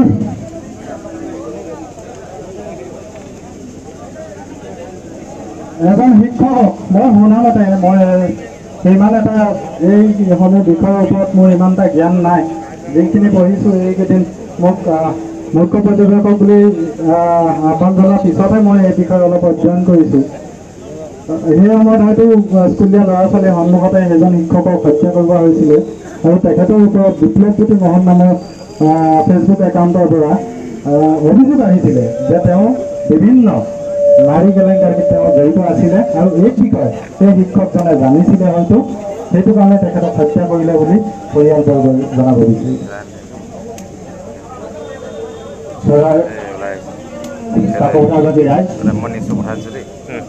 মই অলপ আগতে উপস্থিত হৈছোঁ, গোটেই বিষয়খিনি আছোঁ। যিখিনি অভিযোগ ইতিমধ্যে অভিযোগকাৰীসকলে দাখিল কৰিছে, প্ৰতিটো অভিযোগৰ মাননীয় হাজৰিকা মহোদয়ে কিছুমান তলুৱা মন্তব্য দি আছে। যদিহে তেখেতে প্ৰতিটো অভিযোগকে তেনেধৰণে ক'বলৈ বিচাৰে যে তেখেতে কৈছে যে মই সেই সময়ত জেলত আছিলোঁ, সৰুদিনা আমিও তেনেধৰণে মোবাইলত চালোঁ যে বিপ্লৱজ্যোতি মোহন ডাঙৰীয়াই এই কথাখিনি যিমান গুপ্ত হত্যা হৈছে, যিমান নাৰী ধৰ্ষণকাৰী হৈছে, যিমান টকা কেলেংকাৰী হৈছে, প্ৰয়াত মদদাইদেউ ৰোহিণী গগৈৰ ওপৰত এই কথাটো উল্লেখ হৈছে। মীনা হাজৰিকা ডাঙৰীয়াহঁতে তেনেহ'লে কি দেখা নাছিলে নেকি? মোবাইলত কি শুনা নাছিলে নেকি? সমগ্ৰ কাকপথাৰ ৰাইজে শুনিব পাৰে আৰু মাননীয় মীনা হাজৰিকা ডাঙৰীয়াৰ দৰে এই কথাখিনি এতিয়াও মই নাজানো, মই জেলত আছিলোঁ, তেনেকুৱা কিয় তোমাৰ মন্তব্য দিব লাগে? ৰাইজ কিবা অন্ধ নেকি? আপোনালোকে ভাবিছে নেকি? কাকপথাৰবাসী ৰাইজ ইমান মূৰ্খ বুলি ভাবিছে নেকি? এই কথাখিনি আপোনালোকৰ ওচৰত এটা লাখটকীয়া প্ৰশ্ন। এই প্ৰশ্নখিনি মই নকৰোঁ, কাকপথাৰবাসী ৰাইজে কৰিব, ৰাইজে ইয়াৰ সিদ্ধান্ত দিব। আপোনালোকে সময় সাপেক্ষে লাখটকীয়া প্ৰশ্নটোৰ ওপৰত কোটিটকীয়া উত্তৰ দিবলৈ কিন্তু ৰাজি থাকক। মই আজি এই কথাটো ৰাজহুৱাভাৱে কৈছোঁ আৰু অনাগত দিনতো ক'ম, আপোনালোকে কিন্তু কোটিটকীয়া প্ৰশ্নৰ উত্তৰ দিবলৈ সাজু হ'ব লাগিব। ৰাইজ মই বিশেষ নকওঁ, আপোনালোকক যিদিনা হত্যাকাণ্ডৰ ঘটনা হ'ল কৈলাশপুৰ হাইস্কুলত, আপোনালোকক আমি পৰিয়ালৰ তৰফৰ পৰা 3বাৰ কৰি যোগাযোগ কৰা হ'ল, কি কাৰণে হত্যা কৰা হ'ল, কি বিষয়ৰ ওপৰত আপোনালোকে কি গোচৰৰ বাবে আপোনালোকে হত্যা কৰিলে, আপোনালোকে সেই সময়ত নিমা। আজিও তাৰ এটা প্ৰশ্নৰ সুদুত্তৰ নাপালোঁ। সেই সময়ত জিতেন্দ্ৰ ডাঙৰীয়া কাকপথাৰ অঞ্চলত বাহাৰ পাতি আছিল। যদিও জিতেন্দ্ৰ ডাঙৰীয়া নাজানে তেনেহ'লে আলফাই কিয় মাৰিলে, তেওঁ ক'ত তেতিয়া? এইখিনি প্ৰশ্নৰ উত্তৰ আপোনালোকে দিবলৈ আজি থাকক। এইটো মই কোৱা প্ৰশ্ন নহয়, কাকপথাৰবাসী ৰাইজে ক'ব। আৰু বিশেষ নকওঁ, সময় সাপেক্ষে গোটেই কথাখিনি আপোনালোকৰ আগত আছে, উপযুক্ত বক্তাসকলে বক্তব্য দাঙি ধৰিব। কিন্তু মোৰ আপোনালোকৰ ওচৰত এইটোৱে অনুৰোধ, ইমানখিনি হত্যাৰ, ইমানখিনি অভিযোগৰ আপোনালোকে যি তৰুণা মন্তব্য দি আছে, সেই তৰুণা মন্তব্য কিন্তু ৰাইজে মানি নলয়, এইটো স্পষ্ট। আৰু যিখিনি বৰ্তমান সময়ত আমাৰ বিচাৰ মণ্ডলীসকলে মানে চলাই আছে, বিচাৰ ঠিকেই হৈ আছে, তাৰ লগে লগে আমি এতিয়া যিখিনি তেখেতে উত্তৰ দিছে, সেই উত্তৰখিনি একেবাৰে গ্ৰহণযোগ্যতা নাই ডাঙৰীয়া, একেবাৰে গ্ৰহণযোগ্যতা নাই। আপুনি কেৱল ইয়াত উপস্থিত হৈ আপোনাৰ যিটো চফা যিটো চৰিত্ৰ সেইটো উদঙাবৰ কাৰণে ৰাইজৰ আগলৈ আহিছে, সেইটো আমি জানো। আপোনাৰ মানে স্বাৰ্থ, আপোনাৰ যিটো জাতিৰ প্ৰতি থকা দায়বদ্ধ আপোনাৰ বিভিন্ন সময়ত আমি যুদ্ধবিৰতি যুদ্ধবিৰতি সন্মানীয় আত্মসমৰ্পণ বুলি কয়। এই বিষয়টো সন্মানীয় আত্মসমৰ্পণ শব্দটো আমাৰ শশাংক ছাৰে আপোনাক আগত কৈছিল, আপোনাৰ আগত সন্মানীয় আত্মসমৰ্পণ বুলি কৈছিল। আপোনালোকে যেতিয়া জেলৰ পৰা ওলাই আহি শশাংকৰ ডাঙৰীয়াক মানে বাইফৰ্চ কৰিছিল, যিটো মানে আপোনালোকে ঠিক প্ৰায় কৰিবৰ কাৰণে যিটো বাইফৰ্চ কৰিছিল, মই সন্মানীয় আত্মসমৰ্পণ নকৰোঁ বুলি কৈছিলে নকয়? আপুনি উত্তৰ দিয়ক, তেখেতক ফোনটো দিয়ক, কৈছিলে নে কওক?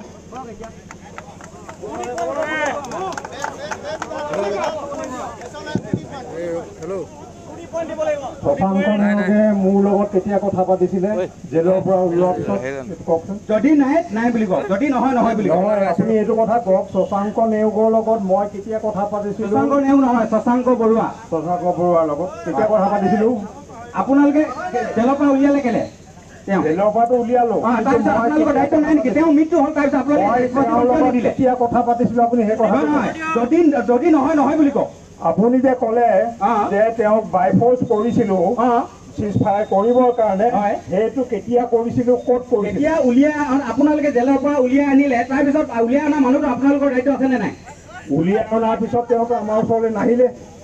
এইটো জিতেন দত্তই আপোনাক অভিযুক্ত কৈছে, জিতেন দত্তই অভিযোগ কৰিছে আপোনাক। মই ক'বলগীয়া নাই, এই যে অভিযোগ আছে চবেই জানে। শুনক, মই কথাখিনি মই কৈছো শুনক। জেলত থাকোঁতে তেওঁৰ লগত যোগাযোগ কৰা হৈছিলে। আমি অলৰেডি চিজফায়াৰ কৰিছোৱেই। তাৰপিছত যিসকল আছিলে 28 বেটেলিয়নৰ সেইসকলৰ লগত য'ত য'ত জেলত আছিলে চবৰ লগতে আমি কথা বতৰা পাতিছোঁ যে চিজফায়াৰ প্ৰক্ৰিয়াটোত আপোনালোক আহিবনে নাহে। সেইমতে শশাংক বৰুৱাৰ লগত প্ৰবাল নেওগে কথা বতৰা পাতিছে বা চিঠিৰ সূত্ৰে, জেলত থাকোঁতেতো আৰু ফোনত পাতিব নোৱাৰে, চিঠিৰ জৰিয়তে কথা বতৰা পতা হৈছিলে। পিছত শশাংক বৰুৱাই ক'লে যে ঠিক আছে মই ওলাম, কিন্তু জেলৰ পৰা ওলোৱাৰ ব্যৱস্থাটো কৰিব লাগিব। সেই সূত্ৰে অসম চৰকাৰলৈ প্ৰবাল নেওগ আৰু মই চিঠি লিখিলোঁ অনুৰোধ জনাই যে শশাংক বৰুৱাই চিজফায়াৰলৈ আহিবলৈ বিচাৰিছে, গতিকে তেওঁ সোনকালে জামিনৰ ব্যৱস্থা কৰিব লাগে। আৰু সেই সূত্ৰে তেওঁ জামিনটো পালে। জামিন পোৱাৰ পিছত তেওঁ জেলৰ পৰা ওলাই অহাৰ পিছত আমাৰ লগত যোগাযোগ নকৰিলে। প্ৰবাল নেওগে ফোনত তেওঁৰ লগত কথা বতৰা পাতিছিলে। তেতিয়া তেওঁ ক'লে যে মই চিজফায়াৰলৈ নাযাওঁ, মই এতিয়া বেলেগ চিন্তা কৰিছোঁ, সেই বুলি পেলাই ক'লে। তাৰপিছত শশাংক বৰুৱাৰ লগত মোৰ কোনো তেনেকুৱা কথা বতৰা হোৱা নাছিলে। পিছত আমি গম পালোঁ যে কাজিৰঙাৰ কোনোবা গেষ্ট হাউচত তেওঁক ধৰি পেলাই হত্যা কৰিছে বা অন্য ক'ৰবাত নি পেলাই পেলাইছে, এই ধৰণৰ কথাখিনি আমি শুনিছোঁ। ঠিক একেধৰণেৰে বিজু চক্ৰৱৰ্তী নলবাৰী, আপোনালোকে হয়তো নাজানে, বিজু চক্ৰৱৰ্তী তেওঁ ৰাজস্থানৰ জয়পুৰ জেলত আছে। বিজু চক্ৰৱৰ্তীৰ লগত যোগাযোগ কৰোঁতে এডভকেট নেকিবুল জামান আৰু আছে আমাৰ কেইবাজন সতীৰ্থ, তেওঁলোকক দি মেলি পেলাই সুদূৰ ৰাজস্থানৰ জয়পুৰত গৈ পেলাই তেওঁক মুক্ত কৰি অনা হৈছিলে, বেল কৰি পেলাই। আহি পেলাই তেওঁ আহি পেলাই কাকপথাৰ কেম্পতো আছিলে, আমাৰ লগত আছিলে দুদিনমান। তাৰপিছত তেওঁ আমাৰ লগত নাথাকেও বুলি পেলাই মোটামুটি ডাইৰেক্ট কথাটো নক'লেও তেওঁ আমাৰ লগত নথকাৰ ইচ্ছা এটা প্ৰকাশ কৰিছিলে। আৰু সেই বিষয়টো জনাৰ পিছত তেওঁক নিখোজ কৰি দিয়া হ'ল। সেই নিখোজটো কোনে কৰিলে? নিখোজটো কৰা চৰকাৰী এজেঞ্চিবিলাক থাকে, চৰকাৰৰ বিভাগবিলাক থাকে, সেইবিলাকো হ'ব পাৰে। তাৰ কাৰণে যে মৃণাল হাজৰিকাই বা আন কোনোবাই যে তেওঁক হত্যা কৰিছে, নিখোজ কৰিছে, এই কথাটো নহয়। চৰকাৰী ব্যৱস্থাবিলাকে এনেই বহি নাথাকে। গতিকে তেওঁলোকে ভাবিছিলে যে যদি চিজফায়াৰলৈ আহিছেতো ঠিক আছে, বেল বিচাৰিছে, বেল দি দিয়া যাওক। কিন্তু বেলৰ পৰা ওলাই অহাৰ পিছত যেতিয়া তেওঁ ওলোটা হৈছে, তেতিয়া চৰকাৰী এজেঞ্চিবিলাকে তেওঁলোকক হয় হত্যা কৰিছে, নহয় বেলেগ নিখোজ কৰিছে। বিজু চক্ৰৱৰ্তীৰ ক্ষেত্ৰতো একেটা কথাই হৈছে, শশাংক বৰুৱাৰ ক্ষেত্ৰতো একেটা কথাই হৈছে। ঠিক আছে, এইখিনি ক্ষেত্ৰত মানে ধন্যবাদ মৃণাল হাজৰিকা ডাঙৰীয়া। আপুনি শশাংক বৰুৱা দেৱৰ বিষয়ে যিখিনি আপুনি যুক্তি দিলে যে যিকোনো চৰকাৰী সংস্থাই উঠাব পাৰে, সেইটো স্বাভাৱিক কথা, মোকো উঠাব পাৰে, যাকে তাকে উঠাই দিব পাৰে। এইখিনি কৈ পিনি দায় সাৰিলে নহ'ব, কাৰণ মোৰ ওচৰত এজন সাক্ষী আছে যাক শশাংক বৰুৱাই মৃত্যুৰ আগে আগে কৈ গৈছিল যে জিতেন দত্তই মোক মাতি পেলাবলৈ লৈছে, তই এই কথাখিনি পৰেশ বৰুৱা ডাঙৰীয়াক কবি। এই কথাখিনি বিপ্লৱজ্যোতি মোহনে সামাজিক মাধ্যমৰ ওপৰত জৰিয়তে দাঙি ধৰিছিল। আৰু কাক এই কথাকেইষাৰ কৈছিল তেখেত আমাৰ মাজত উপস্থিত আছে, শ্যামলী গগৈ বাইদেউ। নমস্কাৰ। আজি 4 অক্টোবৰ তাৰিখে কাকপথাৰ ৰাজহুৱা খেলপথাৰত উপস্থিত হোৱা প্ৰথমে হাজাৰ হাজাৰ জনগণৰ মাজতে আমাৰ যি প্ৰতি অভিযোগ আৰু আহ্বায়কসকলৰ লগতে আমাৰ মাজত যি সহস্ৰ এখন হৈছিল, যিসকলে আজি বীৰ শ্বহীদ বৰণ কৰিলে নিস্বাৰ্থভাৱে, সেইসকল বীৰ শ্বহীদক মই হাজাৰ হাজাৰবাৰ প্ৰণাম কৰিছোঁ। তাৰপিছতে যিসকল আজি শ্বহীদ পৰিয়ালৰ দিনে নিশাই অনিশ্চয়তাৰ মাজত দিন কটাইছে, সেইসকল আই মাতৃ আৰু দেউতাসকলক মোৰ হৃদয়ৰ পৰা আন্তৰিক অভিনন্দন জ্ঞাপন কৰিছোঁ। আৰু আজি এই ৰাইজমেলত বিভিন্ন প্ৰান্তৰ পৰা প্ৰতি অভিযোগ ফালৰ পৰা যিসকলে আজি ইয়াত সাক্ষী হ'বলৈ আহিছে সেইসকলে আন্তৰিক অভিনন্দন জ্ঞাপন কৰিছোঁ। শশাংক বৰুৱাৰ হত্যাটোত যিজন হেমচন্দ্ৰ ফুকন আছিল অৰুণাচলৰ এখন হোটেলৰ লগত য'ত নেকি ময়ো আছিলোঁ আৰু হেমচন্দ্ৰ ফুকন আছিল অৰুণাচল ৰাঙলী বিলৰ সেই মানে হেমচন্দ্ৰ ফুকন য'ত মানে এইটো প্ৰবাল নেওগৰ পৰা 1.5 লাখ টকা যুদ্ধভূতি ঘোষণা কৰাৰ আগতে হেমচন্দ্ৰ ফুকনে লৈ থৈছিল। সেই কথাখিনি হেমচন্দ্ৰ ফুকনে নিজ মুখেৰে শশাংক বৰুৱাক জীৱিত অৱস্থাতে অৱগত কৰিছিল, য'ত মই নিজেও আছিলোঁ। কৈছিল যে ককাইদেউ মই 1.5 লাখ টকা প্ৰবাল নেওগৰ পৰা লৈ থৈ দিছোঁ, গতিকে এতিয়া মোৰ মৃত্যু ভাবুকি আহিছে। কৈছে 1.5 লাখ টকাটো যদি ঘূৰাই নিদিওঁ তোক খালি আমি ঘূৰাই নিম।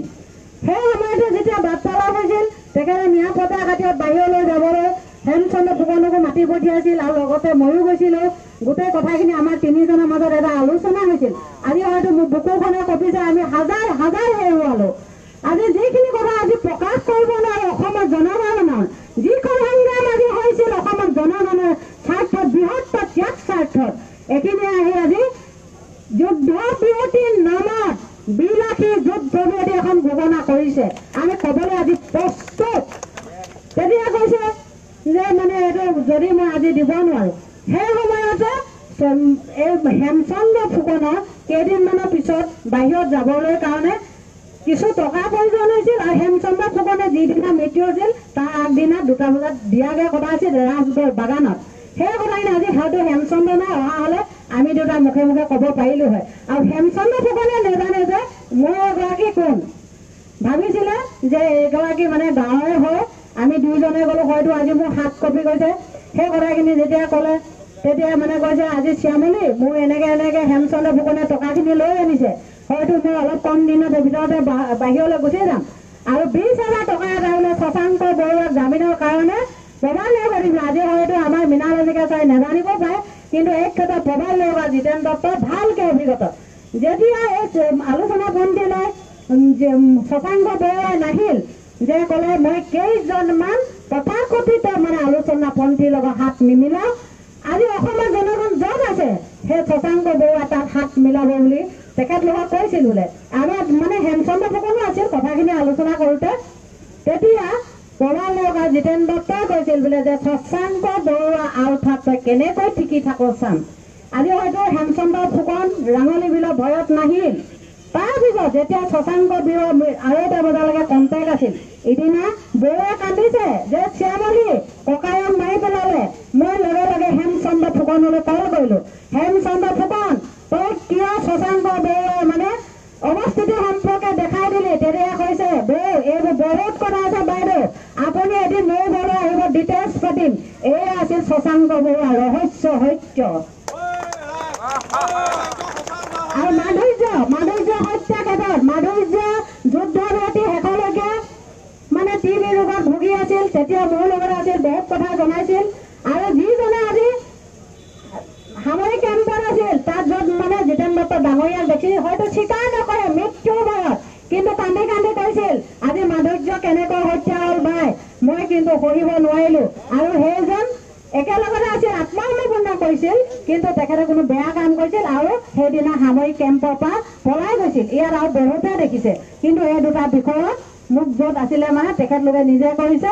আৰু শশাংক মৃত্যুৰ ৰহস্যৰ কথা মই আৰু হেমচন্দ্ৰ ফুকনে জানিছিলোঁ। সেই সময়তে মোক শশাংক বৰুৱাই কৈ থৈ গৈছিল যে শ্যামলী ভৱিষ্যতে যদি মোৰ মৃত্যু হয় তেতিয়াহ'লে মোৰ সহযোদ্ধাই যে এই মানে আজি সামৰিক সঞ্চাৰীৰ লগত মানে মাৰি পেলাব, এই কথাটো এদিন পৰেশ বৰুৱা মহাশয়ক তই জনাই দিবি। য'ত আজি শশাংক বৰুৱাৰ মৃত্যু আজি আমাৰ শশাংক বৰুৱাই নাজানে, হয়তো আজি হেমচন্দ্ৰ ফুকন ইয়াত মাতিলেও নাহিল হয় প্ৰাণাবয়ত, কাৰণ সি সাধাৰণ জীৱন যাপন কৰা মানুহ।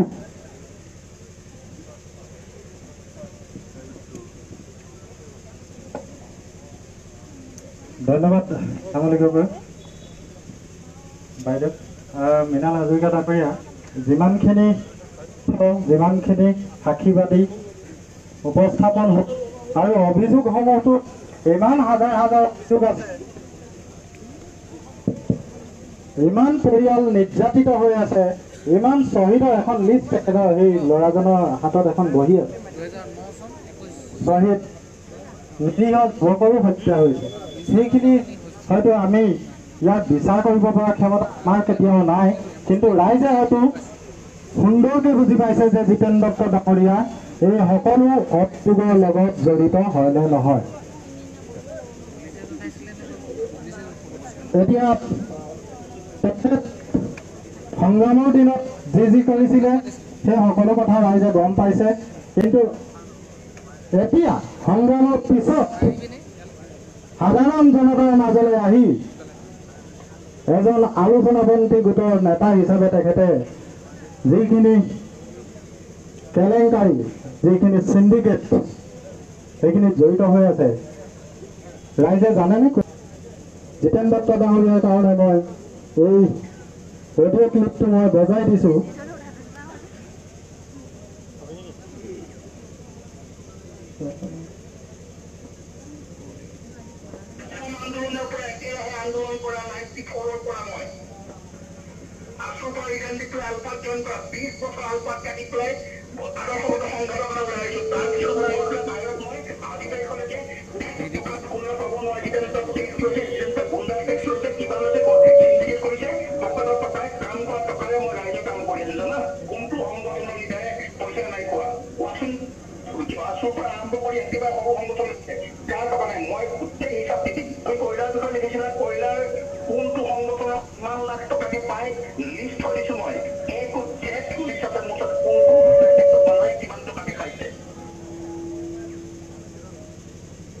লিষ্ট কেনেকৈ আছে তেখেতৰ ওচৰত সেইটো মই সুধিবলগীয়া, মই সুধিবৰ যোগ্য মানুহ নহয়।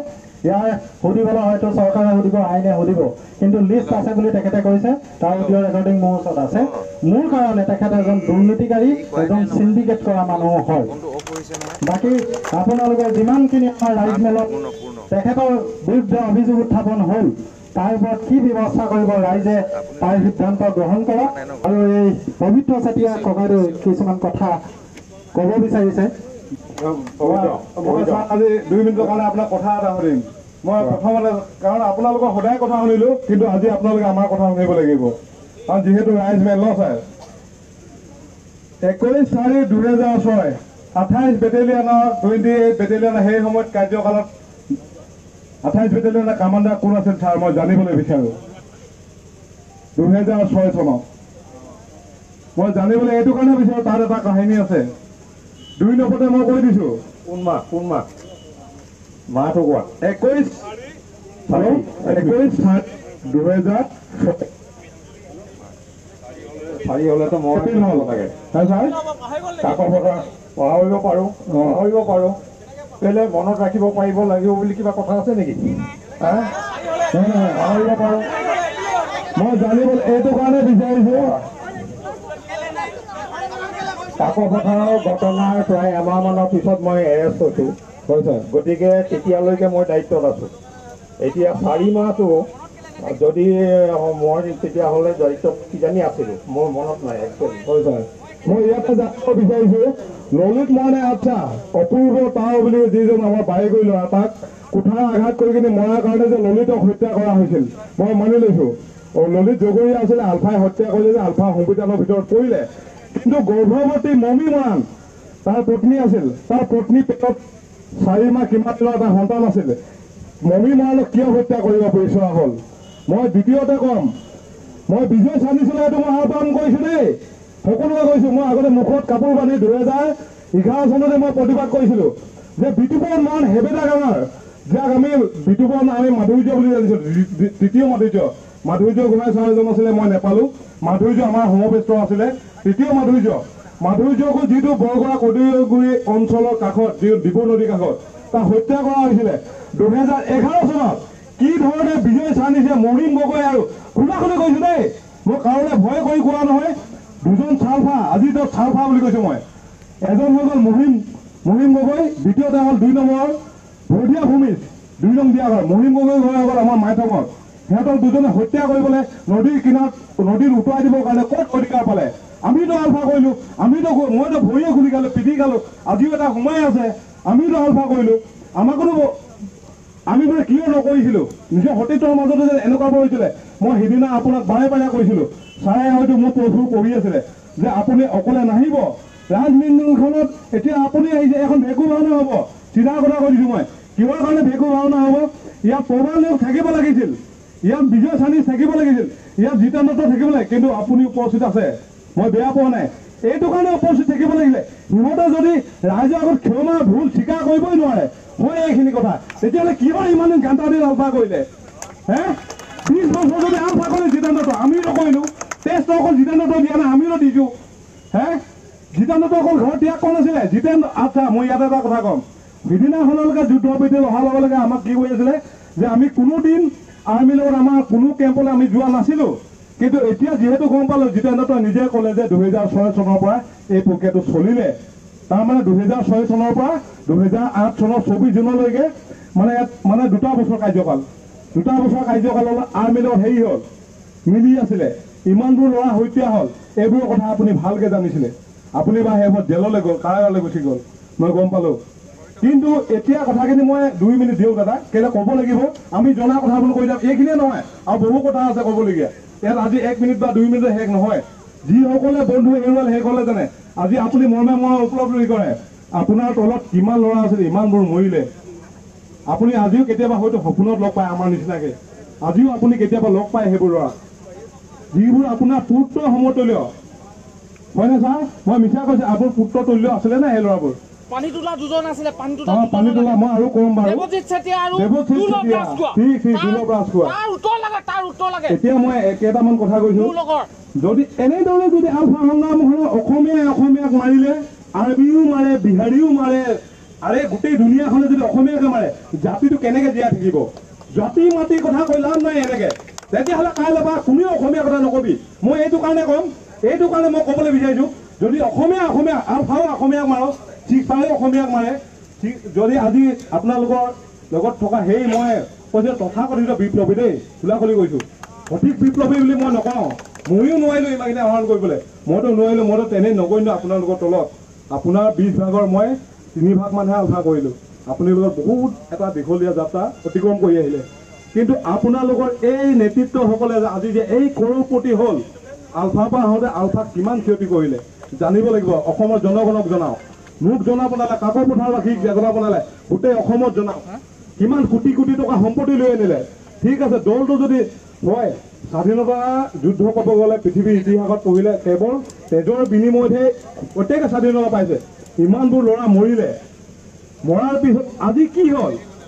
সিহঁতৰবোৰক খবৰ ল'বৰ কাৰণে 1 মিনিট সময় নাই।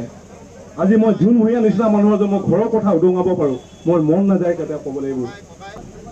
এই পিছৰ কথাবিলাক বিজয় চাইনিজটো তাৰপিছত গুচি গ'ল পাহাৰলৈ। তেতিয়াতো এই আলফা স্বাধীন হৈ কাম কৰি আছিলে। বিতুপন মৰাৰ পৰা আৰম্ভ কৰি এই বিষয়বিলাকত এইটোতো সিফালৰ পৰা ৰিপ্লাই আহিব লাগিব। এইটো মই কেনেকৈ ৰিপ্লাই দিম? সি তাৰ পিছতহে আহিলে। মই কেলৈ আনিম? মোৰ দায়িত্ব কি? মই সিহঁতক আনিব পৰাকৈ মোৰ দায়িত্ব কি আছে? মোৰ লগত কোনো দায়বদ্ধতা নাই সিহঁতৰ, সেইটোৰ লগত মোৰ কথাই নাহে। যদি মই 28 বেটেলিয়নৰ কামাণ্ডাৰ হৈ থাকিলোহেঁতেন তেতিয়া মই পাৰিলোহেঁতেন। এতিয়াতো মই ইয়াতে কওঁ, মই যুদ্ধ বিৰতিটো আপুনি আৰু জিতেন দত্তই দুজনে ঘোষণা কৰিছিল। সেই সময়ত প্ৰবাল নেওগৰ কাৰাগাৰত আছিল। জিতেন দত্ত আৰু আপুনি আৰু এখন বিজয় চানিজো আছিলে মিটিংখন কৰোঁতে। এতিয়া আপোনাৰ তলত আছে বিজয় চানি, জিতেন দত্ত, প্ৰবাল। আজিও মই জনাম, যিহেতু আপোনাতকৈ জিনিয়ৰ, এই জিনিয়ৰসকলক এই ৰাজমিটিঙলৈ অনাটো আপোনাৰো নহয় জানো কৰ্তব্য? তুমি ল'ৰাখিনিৰ লগত কথা পাতিবা, খবৰ ল'বা মোৰ লগত কি সম্পৰ্ক কাৰ কাৰ আছে। মই এটা কথা জনাব বিচাৰিছোঁ যে আমাৰ যিখন ৰাইজ মেল, আমি যিসকল জড়িত, আমি কোনো আলফা সংগ্ৰামৰ লগত জড়িত নহয়। প্ৰথম কথা, ইয়াত যিখিনি অভিযোগ আহিছে তাৰ তথ্য দিছে, সাক্ষী দিছে, তাৰ ওপৰত বিচাৰ ৰাইজে কৰিব। আলফা সংগ্ৰামৰ বিষয়ে ইয়াত আপোনালোক কথা পাতি থাকিব আৰু আইনৰ গণ্ডিত সকলো সোমাবগৈ লাগিব। এইবোৰ কথাত কিন্তু আমি মাত মাতিব লাগিব, বুজি পাইছেনে? আপোনালোকে যুদ্ধ বিৰতিয়ে কিয় কৰিলে আমি সেইটো প্ৰশ্ন কৰিবলৈ অহা নাই, সেইখিনি কথা আমি শুনিবলৈ অহা নাই। যি অভিযোগ দিছে, অভিযোগকাৰীয়ে অভিযোগ দিছে, তাৰ এগেইনষ্টত তেখেতলোকে তথ্য সাক্ষী দাঙি ধৰিছে তেওঁ যিমানখিনি তেওঁ দিব বিচাৰিছে দিছে এতিয়া ৰাইজে আমাৰ ৰাইজমেলখন হৈছিলে জিতেন দত্তৰ ওপৰত কিছুমান অভিযোগ আনি সেই অভিযোগখিনি এতিয়া আমি গম পাইছোঁ সকলোৱে গম পাইছোঁ যে ৰাইজৰ হৈ তেখেতলোকে কি হোৱাটো বিচাৰিছে সেই তাৰমানে অন্তিম ফেচলাটো তেওঁলোকে কাৰণ আমি কোনো কোৰ্ট নহয় ৰাইজে জানিব আমি কোনো কোৰ্ট নহয় আমি কাকো ফাটিত নোৱাৰোঁ আমি কাকো কিবা জেলত ভৰাবগৈ নোৱাৰোঁ কিন্তু ৰাইজে সামাজিকভাৱে কি কৰিব বিচাৰে জিতেন দত্তৰ ওপৰত কি তেখেতলোকে ব্যৱস্থা লয় সেই কথাটোকে আমি শেষবাৰলৈ তেখেতৰ পৰা জানি লওঁ তাৰপাছত মোক অকণমান বিদায় দিব মোৰ ঘৰটো বহুত দূৰ দেই মই ইয়াৰ পৰা ওলাই যাবগৈ লাগিব হাজাৰ আছে নমস্কাৰ মই পানীতোলা বালিজান গাঁৱৰ তাহানি দিহিং আঞ্চলিকৰ মুখ্য কাৰ্যালয় মূল ঘৰ বালিজান গাঁও তাহানি দিহিং আঞ্চলিকৰ মুখ্য কাৰ্যালয় আছিল দিবাকৰ মান ডাঙৰীয়া তেখেতে ভালকৈ চিনি পায় মোৰ নাম কল্যাণ চেতিয়া যি কি নহওক এইবোৰ আগৰ কথা হৈ গ'ল আলফাৰ কথা পাহৰিবলগীয়া হ'ল তাৰপিছত আহি গ'ল আকৌ আলফাৰ কথা আহি গ'ল মোৰ লগৰ দুজন দুৰ্লভ ৰাজখোৱা আৰু দেৱজিৎ চেতিয়া তেখেতৰ দুৰ্লভ ৰাজখোৱা মূৰত গুলি মাৰি আমি মাত্ৰ তাৰ লাওখোলাটোহে পাইছিলোঁ ভিতৰখনো নাই একেবাৰে গেলা অৱস্থাত পাইছোঁ আৰু দেৱজিৎ চেতিয়া তাকো তেনেকৈ আমি গেলা অৱস্থাত পাইছোঁ 2009 চনৰ 21 জুনৰ ঘটনা 21 জুনৰ আগৰ ঘটনা কিন্তু 21 জুনত আমি গম পাইছোঁ যিহেতু সেইটো সময়তে ধৰিয়া ৰৈতক গাঁৱত এখন বিশ্ব ৰাভা দিৱস হৈছিলে সেই ৰাভা দিৱসৰ এজন সাক্ষী আছে তেখেত এজন বৰ্তমানৰ সাংবাদিক বিপ্লৱ চেতিয়া তেখেতেও ক'ব এইটো কথা যে তেখেতৰ হত্যাকাণ্ডত আমি গম পাইছিলোঁ জিতেন দত্ত ডাঙৰীয়া তাত গৈও ওলাইছিলেগৈ আমাৰ গাঁৱৰ ৰাইজে তাক ঘেৰি ধৰিছিলে তেখেতে জড়িত আছে বুলি তেখেতে জড়িত নাই বুলি কয় কিন্তু তেখেতে মৰম লগাবলৈ আমাৰ তালৈ কেইবাবাৰো গৈছে গতিকে তাৰ ওপৰত আজি ৰাইজৰ এই ইমান অভিযোগ দিছে ৰাইজে এই অভিযোগক আজি যদি জিতেন দত্ত ডাঙৰীয়া ইয়াতে উপস্থিত থাকিব নোৱাৰিলে পোনচাতে মোৰ ফালৰ পৰা কৈছোঁ তেখেতে মূৰ পাতি তেখেতে গ্ৰহণ কৰিছে যে হয় তেখেতে সকলোকে হত্যা কৰিছে হয়নে লাজ হয় নহয় কওক তেখেত আজি আহিব লাগিছিলে আমাৰ উত্তৰ দিব লাগিছিলে বিশেষ নকওঁ আৰু আপোনালোকৰ কলা অধ্যায় শুনি থাকিবলৈ আমাৰ মন নোযোৱা হৈছে হৃদয়ৰ ধপধপনি ক'ৰবাত গুচি গৈছে গতিকে ৰাইজৰ আজি এই অভাৱ অভিযোগক ইমানতে মানে ৰাইজৰ ফালৰ পৰা পঠাওঁ আৰু তেখেতক ৰাইজে বিচাৰিছে মৃত্যুদণ্ডৰ কথা গতিকে মৃত্যুদণ্ড ঘোষণা কৰিব লাগে বুলি মোৰ ফালৰ পৰা অনুৰোধ জনালোঁ নমস্কাৰ সমূহ ৰাইজলৈ মোৰ এটা অভিজ্ঞতা আছে মোৰ নাম দিলীপ হাজৰিকা অৰুণাচল গাঁৱৰ নিবাসী মই আৰু মোৰ ভাইটি যিজনক হত্যা কৰিলে প্ৰদীপ হাজৰিকা তেওঁৰ ইয়াক এম ই স্কুলৰ শিক্ষক আছিল আৰু চনটো আছিল 2008 চনৰ 21 চনৰ 21 ফেব্ৰুৱাৰী মাহৰ সেইদিনাখন আমাৰ আছিল ফাগুনৰ পূৰ্ণিমা প্ৰতি পূৰ্ণিমাতে আমাৰ চেঙেলীহেগত নামঘৰত আমাৰ ভাওনা সভা হয় ভাওনা সভাত ড্ৰেছ পিন্ধি থকাৰ অৱস্থাত মোৰ ভাইটিক ঘৰৰ পৰা বাহিৰলৈ উলিয়াই লৈ গৈ পেলাই আহ বুলি কৈ মাতি লৈ যাওঁ গৈ মোক পদূলিৰ মূৰতে হত্যা কৰিছে আৰু মোৰ ল'ৰাটো এতিয়া আহিছে সেই ল'ৰাটো আছিলে একেবাৰে সৰু হাতত ধৰি আছিলে দাই কৰি ধৰি তাক ভাইটি ভিতৰত যা বুলি ক'লে কৈ ঠিক আপোনাৰ ওচৰতে তাৰমানে ধৰক তাক উলিয়াইছে মোৰ ল'ৰাটো ইয়াতে আহি চেঞ্চেঞ্চ হৈ পৰি গৈছিল তাৰপিছতে হ'ল কি উলিয়াই দিলে কি যে বুলেট প্ৰুফ জেকেট আছে আৰু মোৰ ভাইটি CID আছিল বোলে আলফাৰ মোৰ ভাইটি এনেকুৱা এটা মানুহ আছিলে আলফা বুলিলে এনেই মৰম কৰে কিন্তু সেই মানুহটোক CID সজাই কি ৰূপে মাৰিলে তাৰমানে সেইটো কোনো সেইটো সময়ত আছিলে জিতেন দত্ত আৰু জোন ভূঞা কামাণ্ডেণ্টত যিটো গ্ৰুপ আছিলে দিয়াক অঞ্চলত সেই গ্ৰুপটোৱে হত্যা কৰিছে তাৰ পিছদিনাখন মই কৈছোঁ কি যে এটা আলফাক আগতে আমি শুনিছিলোঁ যদি আলফাক কিবা দুখ লগায় তেতিয়া আলফাই 3বাৰলৈকে ৱাৰ্ণিং দিয়ে সেই ব্যক্তিজনক কোনো ৱাৰ্ণিং নিদিয়াকৈ এসপ্তাহৰ আগত তেওঁলোকৰ গ্ৰুপৰ কোনো এটা কামাণ্ডেণ্ট ডাবুল হাথিয়াৰ লৈ আছে কামাণ্ডেণ্টজনৰ কোনোবা এজন গাৰ্ড আছে লগত সেই দুজনে গধূলি সেই দুদিন আমাৰ ঘৰত ভাত খালে খোৱাৰ এসপ্তাহৰ পিছতে মোৰ ভাইটিক গধূলি তাৰ পৰা উলিয়াই লৈ মাৰিছে আৰু ভাওনা ড্ৰেছ পিন্ধি থকা অৱস্থাত কৈছে কিন্তু যে সি বুলেট প্ৰুফ জেকেট পিন্ধি আছিলে বুলি উলিয়াইছে চিনি পাই নাপায় বুলেট প্ৰুফ জেকেট চিনি নাপাওঁ কিন্তু ভাওনা অৱস্থাত আমাৰ গোটেই গাঁওখনৰ ৰাইজে তেতিয়া গোটেইখিনি সাক্ষী দিব পাৰিব যে প্ৰায় 8টাৰ ভিতৰত মানে ভাওনাৰ ওলাব হৈছে আৰু ধৰক সেইটো সময়তে তেওঁলোকক হত্যা কৰিছে। তাৰ আগমুহূৰ্তত বৰবেচা তেওঁলোকে হত্যা কৰি দিছে 15 মিনিটৰ আগত। একো অৰ্থ নাই, আমাক কোনো ৱাৰ্ণিং দিয়া নাই। তেতিয়া মই ক'লোঁ যে এটা পৰস্পৰ ডাঙৰিলে মই এইটো অভিযোগ দিম, যদি আপোনালোকে মোৰ ভাইটিক কিবা দুখ পাইছিলে, কিন্তু আমিতো অভিভাৱক আছিলোঁ, কিয় আমাক নজনালে সেইবুলি লিখিম বুলি কওঁতেই ৰাতিৰে দুদিনৰ পিছত 2জন মানুহ গৈছে মুগুৰিলে গৈ তেওঁলোকে হাথিয়াৰ লৈ গৈছে। তেওঁলোকে কৈছে যদি তই কিবা কমপ্লেইন কৰ তেতিয়া তোৰ একেদশা হ'ব। পিছত আকৌ এদিন দিনত মুখ চুখ বান্ধি পেলাই এটা ল'ৰা আহিছে, খোজকাঢ়ি আহিছিলে, হাততে বাইচাইকেল থৈ আহিছে। তেওঁলোকে কৈছে কি তই বৰ কমপ্লেইনৰ তিতাত লাগি আছ যে বোলে তই পৰেশবৰে লিখিবি ন, তোৰ ডেড বডি গৈ নদীত পৰিব বোলে, দিৰাক নদীত, মোক সেই বুলি ক'লে। তেতিয়া মই সেইবিলাকৰ কাৰণেতো সশস্ত্ৰত যুদ্ধ কৰিব নোৱাৰোঁ। কিন্তু তেনেধৰণে ধৰক মিছা অপবাদে কিছুমান সংগঠনলৈ নামিছিলে কিন্তু অসমখন জীয়াই ৰাখিবলৈ। কিন্তু যিখিনি মানুহে এতিয়া ধৰক এতিয়া ক'লে আমাক আঘাত ল'ব পাৰে, সেইখিনি মানুহে আমাক খুলি খুলি গোটেই অসমখন খোৱাৰ চেষ্টা কৰিছে। একো অন্য কথা বতৰা নাই। যিখিনি মানুহে এতিয়া ধৰক পাহাৰ বনিছে, টকা পইচা পাহাৰ বনাইছে, সেইখিনি মানুহৰ মাক বাপেকৰ আগৰ সম্পত্তি কি আছিলে কোনোবাই প্ৰত্যক্ষ কৰিব পাৰিব? কি আছে তেওঁলোকৰ? জিতেন্দ্ৰ ডেকাৰ ৰিজৰ্ট খুলিছে, পৰ্যটক আহে কাৰণ বিয়াত নামি সি এটা নৰখাদক তেজ বিয়া হয়। গতিকে তেনেকুৱা ব্যক্তিক জোন ভূঞা আৰু জিতেন্দ্ৰ থকা কামানত মোৰ ভাইটোক মাৰিছে CID বুলি। গতিকে সেই বস্তুটো আপোনালোকে চিন্তা কৰকচোন কেনেকুৱা ধৰণৰ হ'ব পাৰে। সেইখিনি আমাৰ জাতীয়, আমি একে অসমীয়া, অসমখন ৰক্ষা কৰিবলৈ তেওঁলোকৰ যিটো দায়িত্ব আছে আমাৰো দায়িত্ব আছে, মোৰ ভাইটিৰ দায়িত্ব আছে, আপোনাৰো আছিলে। চৰকাৰ মেজপাকত পৰি আপুনি চাৰেণ্ডাৰ হ'ল, কিন্তু বাকীখিনিতে কি কৰিলে? গতিকে লৈ এনেকুৱা সংগঠন জন্ম নহৈ যিখিনি এনেকুৱা অত্যাচাৰ আছে সেইখিনিক শাস্তি দিয়াটো আমি বিচাৰোঁ। ধন্যবাদ। ধন্যবাদ ডাঙৰ। সময় বহুত হৈ আহি আছে। একেবাৰে শেষৰজন অভিযোগকাৰী, কিয়নো ইয়াত শতাধিক অভিযোগ এই বহীত লিপিবদ্ধ হৈছে। পৰৱৰ্তী পৰ্যায়ত আমি দেখুৱাব লগা হ'লে দেখুৱাম। সময়ৰ প্ৰতি লক্ষ্য ৰাখি শেষৰগৰাকী অভিযোগকাৰী বুলি আমি তেখেতলৈ মাইক্ৰফোনটো দিব খুজিছোঁ। আমি দুখিত আটাইবোৰ অভিযোগ ইয়াত দাখিল কৰিব নোৱাৰাৰ বাবে আৰু ৰাইজৰ সিদ্ধান্তটো জনাবৰ বাবে, ৰাইজে কি সিদ্ধান্ত লৈছে জনাবৰ বাবে আমি দিহা কৰিছোঁ। পৰৱৰ্তী পৰ্যায়ত জনাব। আমি খুব চমুকৈ ক'বৰ বাবে অনুৰোধ জনাইছোঁ। মৃণালা, মই আপোনাক পোনপটীয়াকৈ কেইটামান প্ৰশ্ন কৰিব বিচাৰিছোঁ।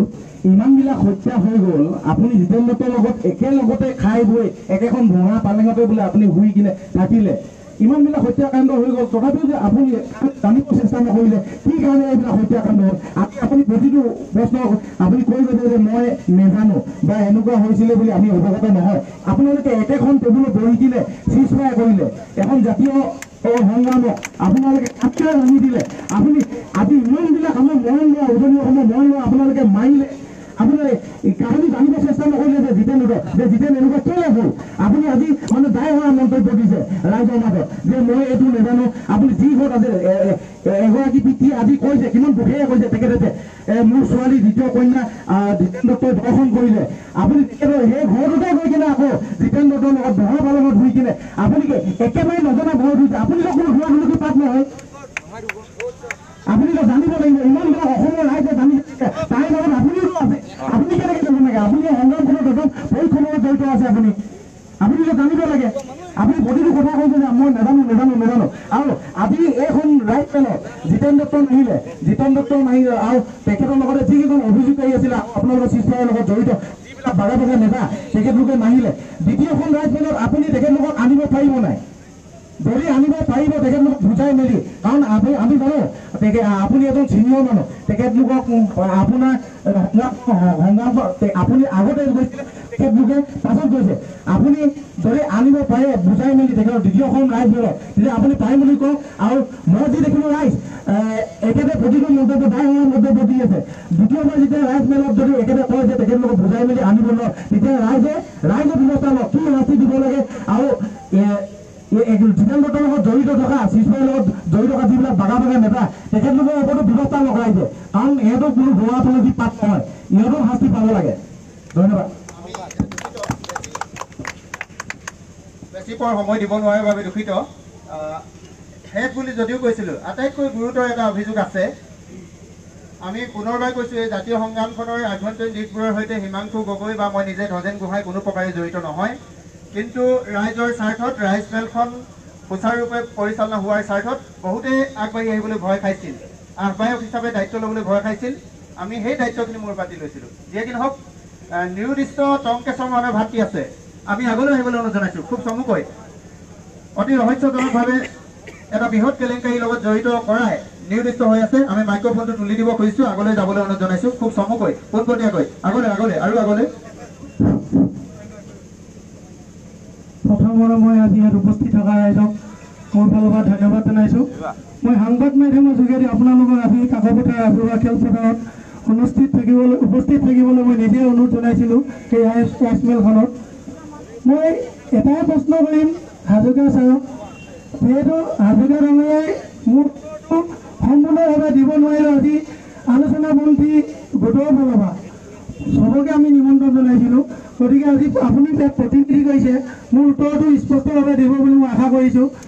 আপুনি হয়তো মোৰ সেই উত্তৰটো দিয়া আগ মুহূৰ্ততে আপুনি ক'ব সেইটো সময়ত মই জেলত আছিলোঁ, তুমি মোক নিজেই জেলত লগ পাইছিলা বুলি ক'বা। কিন্তু আজি যে আপুনি ইয়াত উপস্থিত আছেহি সেই উত্তৰটো ভালদৰে দিব বুলি মই আশা কৰিছোঁ।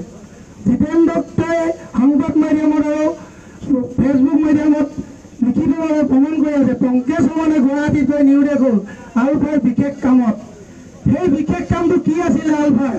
গুৱাহাটীত গৈ টংকেশ মানে কিয় নিৰুদেশ হ'বলগীয়া হ'ল? আৰু সেই বিশেষ কামটো আজি কাকপথাৰবাসী ৰাইজৰ অলপ স্পষ্টভাৱে হ'ব লাগে। মোৰ প্ৰশ্নটো সেইটোৱে আছিলে, বাকীখিনি মই আকৌ গম পাওঁ।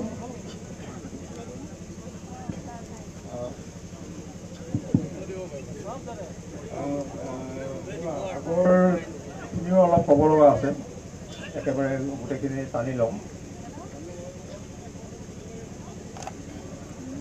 গুৱাহাটীত কি কামৰ কাৰণে জিতেন দত্তই মণিৰাজক পঠাইছিলে এই বিষয়টো মই আজিও নাজানো। এক নম্বৰ কথা, এই বিষয়ে মই পৰেশ বৰুৱা মহাশয় সুধিছিলোঁ যে নেশ্যনেল গেমছৰ যিটো ইছ্যু আছিলে সেই ইছ্যুটোত জিতেন দত্তক আপুনি কিবা দায়িত্ব দিছিলে নেকি? তেখেতে স্পষ্টকৈ কৈছে যে সেইটো কেৱল হীৰা হৰণীয়াক দায়িত্ব দিয়া আছিলে, 28 বেটেলিয়ন বা এইফালে কাকো দায়িত্ব দিয়া হোৱা নাছিলে। জিতেন দত্তই তাৰ ফেচবুকত এই কথাখিনি কৈছে, কিন্তু কি কামৰ কাৰণে পঠাইছে সেই কথাটো সি কোৱা নাই বা মই নিজেও নাজানো। আৰু সিহঁতক সুধিব লগা পৰিৱেশত মই নাই এতিয়া। এই কথাটো কেম্পৰ ল'ৰাখিনি কথাটো বুজি পাইছোঁ, বহুত গাই হোৱা নিচিনা বুলিও কৈছে ৰাইজে, কিন্তু হ'ব পাৰে হয় আপুনি যিমানখিনি জ্ঞাত সিমানখিনিয়ে ক'ব। কিন্তু ৰাইজৰো অভিযোগ থাকিবই এইখিনিতে তেখেতৰ বিষয়ে কিছুমান কথা। আৰু যদি আপুনি একো নাজানেই তেতিয়াহ'লে কাকপথাৰবাসী ৰাইজৰ সন্মুখত আজি যুদ্ধবাদী গোটৰ ফালৰ পৰা কিয় প্ৰতিনিধি কৰিছে? মোৰ ওপৰত কিবা অভিযোগ আছে নেকি সেই কথাখিনি মই জানিবলৈ আহিছিলোঁ। আৰু গতিকে বাকীকেইজনে নহা কাৰণটো আমি গম পাই গ'লোঁ, ইতিমধ্যে আমি গম পাই গ'লোঁ বাকীকেইজনে নহা কাৰণটো। বাকী গোটেই যুদ্ধবাদী গোটৰ নেতাসকলৰ গাত দুখ আছে, সেইটো কাৰণে আজি ৰাইজৰ মাজত উপস্থিত নাই। গতিকে আপুনিও নাহিব লাগিছিলে, কিয় আহিলে আপুনি কাকপথাৰবাসী ৰাইজৰ সন্মুখলৈ? এই বিষয়খিনি সময়টো মিলাই পেলাই কথাখিনি ক'ব লাগে বা বিবেচনাটো কৰিব লাগে। যিখিনি অভিযোগ আহিছে সেইখিনি সময়টো কোন চনৰ পৰা কোন চনলৈকে, সেই সময়খিনিত মই আছিলোঁ নে নাছিলোঁ, সেইখিনি ক্ষেত্ৰত মই কি বুলি ক'ম? মই নথকা অৱস্থাত হোৱা ঘটনাটোৰ কথা বা দায়িত্বটো মই কেনেকৈ ল'ম? যিখিনি সময়ত মই দায়িত্ব নাছিলোঁ সেই সময়ত যদি কিবা হৈছে সেইটো কাৰণে নৈতিকভাৱে দায়িত্বটো মই স্বীকাৰ কৰিমেইতো, সেইটো কোনো কথাই হ'ব নোৱাৰে। এতিয়া যিগৰাকী মানে ছোৱালীৰ মানে ধৰ্ষণৰ বিষয়টো আহিছে সেই সময়তো মই জিলা সমিতিৰ দায়িত্বত আছিলোঁ, কিন্তু মই তেখেতৰ পৰা এই কথাটো জানিব বিচাৰিছিলোঁ যদি মই সেইটো ঘৰত আছিলোঁ জিতেন দত্তৰ লগত, তেতিয়াহ'লে সেইদিনাখন নিশা নিশ্চয় পিতৃৰ লগত বা ছোৱালীকেইজনীৰ লগত মইতো কিবা কথা পাতিব লাগিব। এনেইতো মানুহটো গৈ মেলি তাত গৈ পেলাই আৰু চিধাই গৈ পেলাই হয়তো হোৱাগৈতো নাই, পৰিয়ালটো কাৰোবাৰ লগততো মই কথা পাতিছোঁ। সেই কথা পতাৰ সময়ত এই বিষয়টো কিবা ওলাইছিলে নেকি? যদি নাই ওলোৱা, কাকো যদি মই সোধা পোছা কৰাই নাই, তেতিয়াহ'লে এই বিষয়টো মোক জনোৱাই নাছিলে। মই সেইফালে কিবা কামত যাওঁতে মোক সেইটো সময়ত সেইদিনাখন চেল্টাৰ দিবলৈ প্ৰয়োজন হৈছিলে কাৰণে এই মোক তাত চেল্টাৰ দিছিলে। এতিয়া মোক সেই ঘৰটোত চেল্টাৰ দিয়াটো অন্তৰালত যদি তাৰ কিবা স্বাৰ্থ আছিলে এই কথাটোতো মই নাজানো। গতিকে এই কথাবিলাকতো বিবেচনা কৰিব লাগিব নহয়। এতিয়া কথাটো হ'ল যে দায় সাৰা কথাটো কৈছে, যিকেইটা ঘটনাৰ ওপৰত অভিযোগ আহিছে এই গোটেইকেইটা ঘটনাৰ প্ৰায়খিনিতে মই নাই, মই নথকা ঘটনাখিনি দায়িত্বটো মই কেনেকৈ স্বীকাৰ কৰোঁ। 2 নম্বৰ কথা, সংগঠনটোৰ এটা সাংগঠনিক ষ্ট্ৰাকচাৰ থাকে, ইয়াৰ নিৰ্দিষ্টকৈ এটা চেইন অফ কমাণ্ড থাকে, সেই অনুসৰি পেলাই ইয়াৰ কাম কাজবিলাক হয় বা দায়িত্ববোৰ পালন হয়। এতিয়া মই যদি দায়িত্বত থাকিলোহেঁতেন তেতিয়াহ'লে মই জিতেন দত্ত প্ৰবল নেওগক ক'বলৈ মোৰ সুবিধা আছিলে যে এই ৰাইজমেলখনত তোমালোক যাব লাগিব, তোমালোক যোৱাৰ প্ৰয়োজন আছে। কিন্তু মোৰ দায়িত্ব এতিয়া নাই, মোৰ কণ্ট্ৰলত নাই। এতিয়া মই তেওঁলোকক কেনেকৈ কনভিন্স কৰোঁ, কেনেকৈ তেওঁলোকক মই ইয়াত আনি আপোনালোকৰ আগত হাজিৰ কৰাবৰ কাৰণে প্ৰতিশ্ৰুতি দিওঁ, এই কথাখিনি আপোনালোকে বিবেচনাটো কৰক। ক্ষমা কৰিব, আমি সকলো সদাকৈ ৰাইজলৈ ক্ষমা ভিক্ষা মাগিছোঁ। ইতিমধ্যে আমাৰ হাতত ঘোষকৰ হাতত এখন চুক্তিপত্ৰ আহিছে, এইখন আমি পাঠ কৰাত অলপ অনিচ্ছা প্ৰকাশ কৰিছোঁ, যিহেতু ইয়াত আভ্যন্তৰীণ কিছু বিষয় আছে। আমি উক্ত প্ৰতিলিপিটো লেফটেনেণ্ট অঞ্জন বৰঠাকুৰ, সদস্য কেন্দ্ৰীয় প্ৰচাৰ গোট সংযুক্ত মুক্তি বাহিনী অসম, 30/10/2008, ইয়াত তেওঁলোকৰ স্বাক্ষৰিত এটা প্ৰতিলিপি আহিছে। আমি হাজৰিকাদেউৰ হাতলৈ অৰ্পণ কৰিম। ইয়াৰ যথাযথ উত্তৰ সংবাদ মাধ্যমে বা অসমবাসী ৰাইজৰ আগত অৱগত কৰাৰ ক্ষেত্ৰত তেখেতে নিশ্চয় কিবা ক'ব। তাৰ লগে লগে আমি আৰু এটি অনুৰোধ জনাইছোঁ, এনেকুৱা ধৰণৰ হাজাৰটা অভিযোগ আছে। এই আপোনালোকে চাব, টেকেৰী গাঁৱৰ চৰকাৰী গাঁওবুঢ়াক ইয়াত তেওঁলোকে অভিযুক্ত বুলি জিতেন দত্তক চিনাক্ত কৰিছে। মৃত্যুৰ কাৰণৰ পৰা আদি কৰি গোটেইখিনি তেওঁলোকে প্ৰমাণ পত্ৰ লৈ আহিছে। যিহেতু সময় কম হৈছে, আমি টেকেৰী গাঁৱৰ চৰকাৰী গাঁওবুঢ়া হৈ যিসকলে অভিযোগ দাখিল কৰিছিল তেওঁলোকৰ হাতত তেওঁলোকৰ নথি পত্ৰসমূহ আমি দিব বিচাৰিছোঁ। পৰৱৰ্তী পৰ্যায়ত সংবাদ মাধ্যমে যদি কিবা জানিব লগা আছে তেওঁলোকে জানিব পাৰিব। আমি টেকেৰী গাঁৱৰ গাঁওবুঢ়াৰ পৰিয়াল হৈ যিসকল আছিল যে গাঁওবুঢ়াজনকো CID কৰাৰ অপৰাধত মাৰি পেলোৱা হৈছিল, আৰু এনেধৰণৰ বহু অভিযোগ আছে।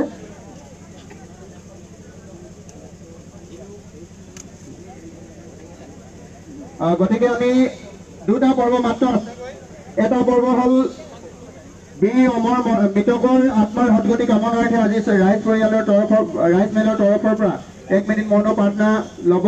আৰু তাতকৈ আগতে আৰু আজিৰ উপস্থিত ৰাইজসকলৰ লগতে ভুক্তভোগী পৰিয়ালৰ তৰফৰ পৰা ৰাইজ মেলৰ সিদ্ধান্ত কি হৈছে সেই সম্পৰ্কে কি সিদ্ধান্ত ল'ব পিছফালৰ পৰা অৱগত কৰিব, আমি উল্লেখ কৰিবৰ বাবে অনুৰোধ জনাম। আৰু লগে লগে ৰাইজে এই কথাটোত এটা স্পষ্ট স্থিতিত উপনীত হৈছে। ইতিমধ্যে অভিযুক্ত হিচাপে চিনাক্ত কৰা জিতেন দত্তই যিহেতু তেওঁৰ লগতে যিসকল অভিযুক্তৰ নাম উল্লেখ হৈছে তেওঁলোকে ইয়াত উপস্থিত হৈ ৰাইজৰ যথাযথ উত্তৰ দিয়াৰ পৰা আঁতৰি থাকিল। গতিকে তেওঁৰ অনাগত দিনত ৰাইজৰ মাজত কেনে ধাৰণা হ'ব সেই সম্পৰ্কে আটাইখিনি কথা যুগুতাই এজনে ক'বলৈ লৈছে। আমি মাইক্ৰফোনটো আগবঢ়াইছোঁ আৰু সেইটোৱে আজি ৰাইজ মেলৰ সিদ্ধান্ত হিচাপে আমি পাঠ কৰিম।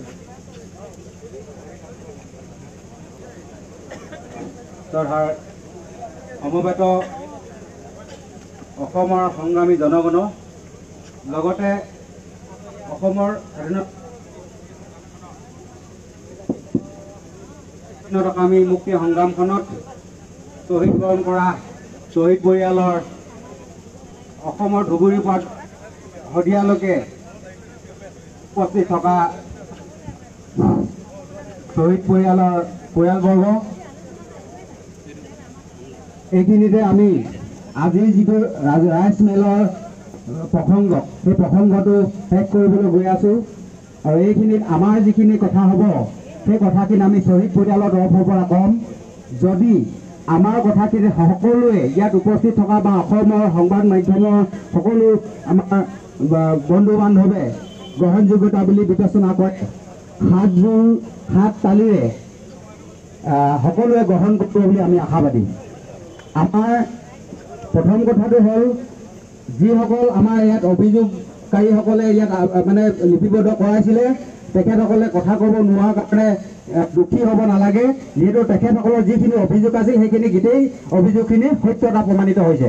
আজি ইয়াত যিমান অভিযোগ জিতেন দত্তৰ বিৰুদ্ধে উত্থাপন হৈছে, নাৰী কেলেংকাৰীৰ পৰা সতীৰ্থ হত্যাৰ পৰা সিন্ডিকেটৰ পৰা আৰম্ভ কৰি বিভিন্ন কুকৰ্ম যিখিনি জিতেন দত্তৰ বিৰুদ্ধে অসমৰ জনগণে উত্থাপন কৰিছে বা শ্বহীদ পৰিয়ালে ইয়াত সহযোগিতা আগবঢ়াইছে, এইখিনি ক্ষেত্ৰত যিসকলে নিৰ্যাতিত পৰিয়ালে ইয়াত অভিযোগ কৰিছে তেখেতসকলে সকলো তথ্য পাতি প্ৰমাণৰ সৈতে এই যিখিনি অভিযোগ সেইখিনি সত্যতা প্ৰমাণিত বুলি আজি সমৰ্থক ৰাইজে গ্ৰহণ কৰিছেনে ৰাইজ? গ্ৰহণ কৰিছেনে? সমগ্ৰ ৰাইজে গ্ৰহণ কৰিছেনে?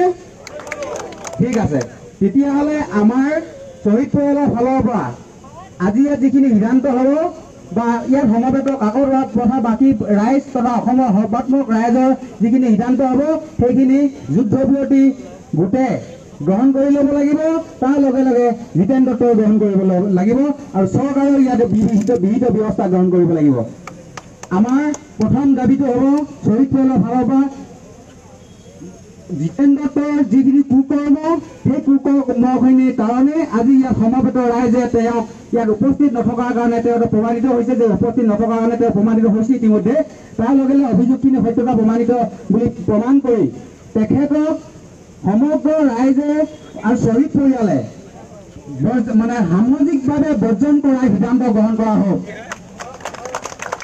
জিতেন দত্তৰ যিখিনি কুকৰ্ম আজি ইয়াত স্বাধীন হৈ সত্যতা প্ৰমাণিত হোৱাৰ কাৰণে সমগ্ৰ অসমৰ সংগ্ৰামী জনগণ তথা শ্বহীদ পৰিয়ালে শদিয়াৰ পৰা ধুবুৰীলৈকে যিমান 14,000-15,000 শ্বহীদ পৰিয়াল আছে সকলোৰে সহমত উপনীত হৈছে যে জিতেন দত্তক সামাজিকভাৱে বৰ্জন কৰিব লাগে কাকপথাৰৰ পৰা।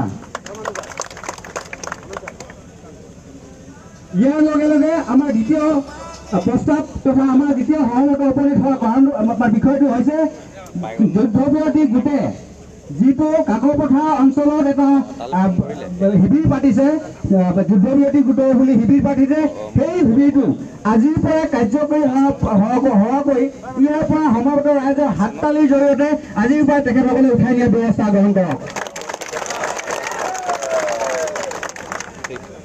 আৰু ইয়াৰ লগে লগে যুদ্ধবিৰতি গোটে যিহেতু তেখেতসকলৰ এগৰাকী আমাৰ শীৰ্ষস্থানীয় নেতৃত্ব ইয়াত উপস্থিত হৈছে, তেখেতে যিহেতু গোটেই কথাখিনি যুদ্ধবিৰতি হিচাপে গ্ৰহণ কৰি লৈছে বুলি আমি মানি লৈছোঁ। তেখেতে নিজৰ ব্যক্তিগতভাৱে নহ'ব পাৰে, কিন্তু যুদ্ধবিৰতি গোটৰ হিচাপে তেখেতে ইয়াত প্ৰতিনিধিত্ব কৰাৰ কাৰণে যেতিয়া সমস্ত দুখখিনি তেখেতসকলে যিহেতু গ্ৰহণ কৰিছে, আজিৰ পৰা মীৰাণ হাজৰিকাদেৱে ইয়াৰ পৰা ৰাইজক মানে আশ্বস্ত কৰাৰ লগতে প্ৰতিশ্ৰুতি প্ৰদান কৰক যে জিতেন দত্তক সকলো দুখ সকলো পাপৰ ফল হিচাপে তেখেতক যুদ্ধবিৰতি গোটৰ পৰা আজিৰ পৰা বহিষ্কাৰ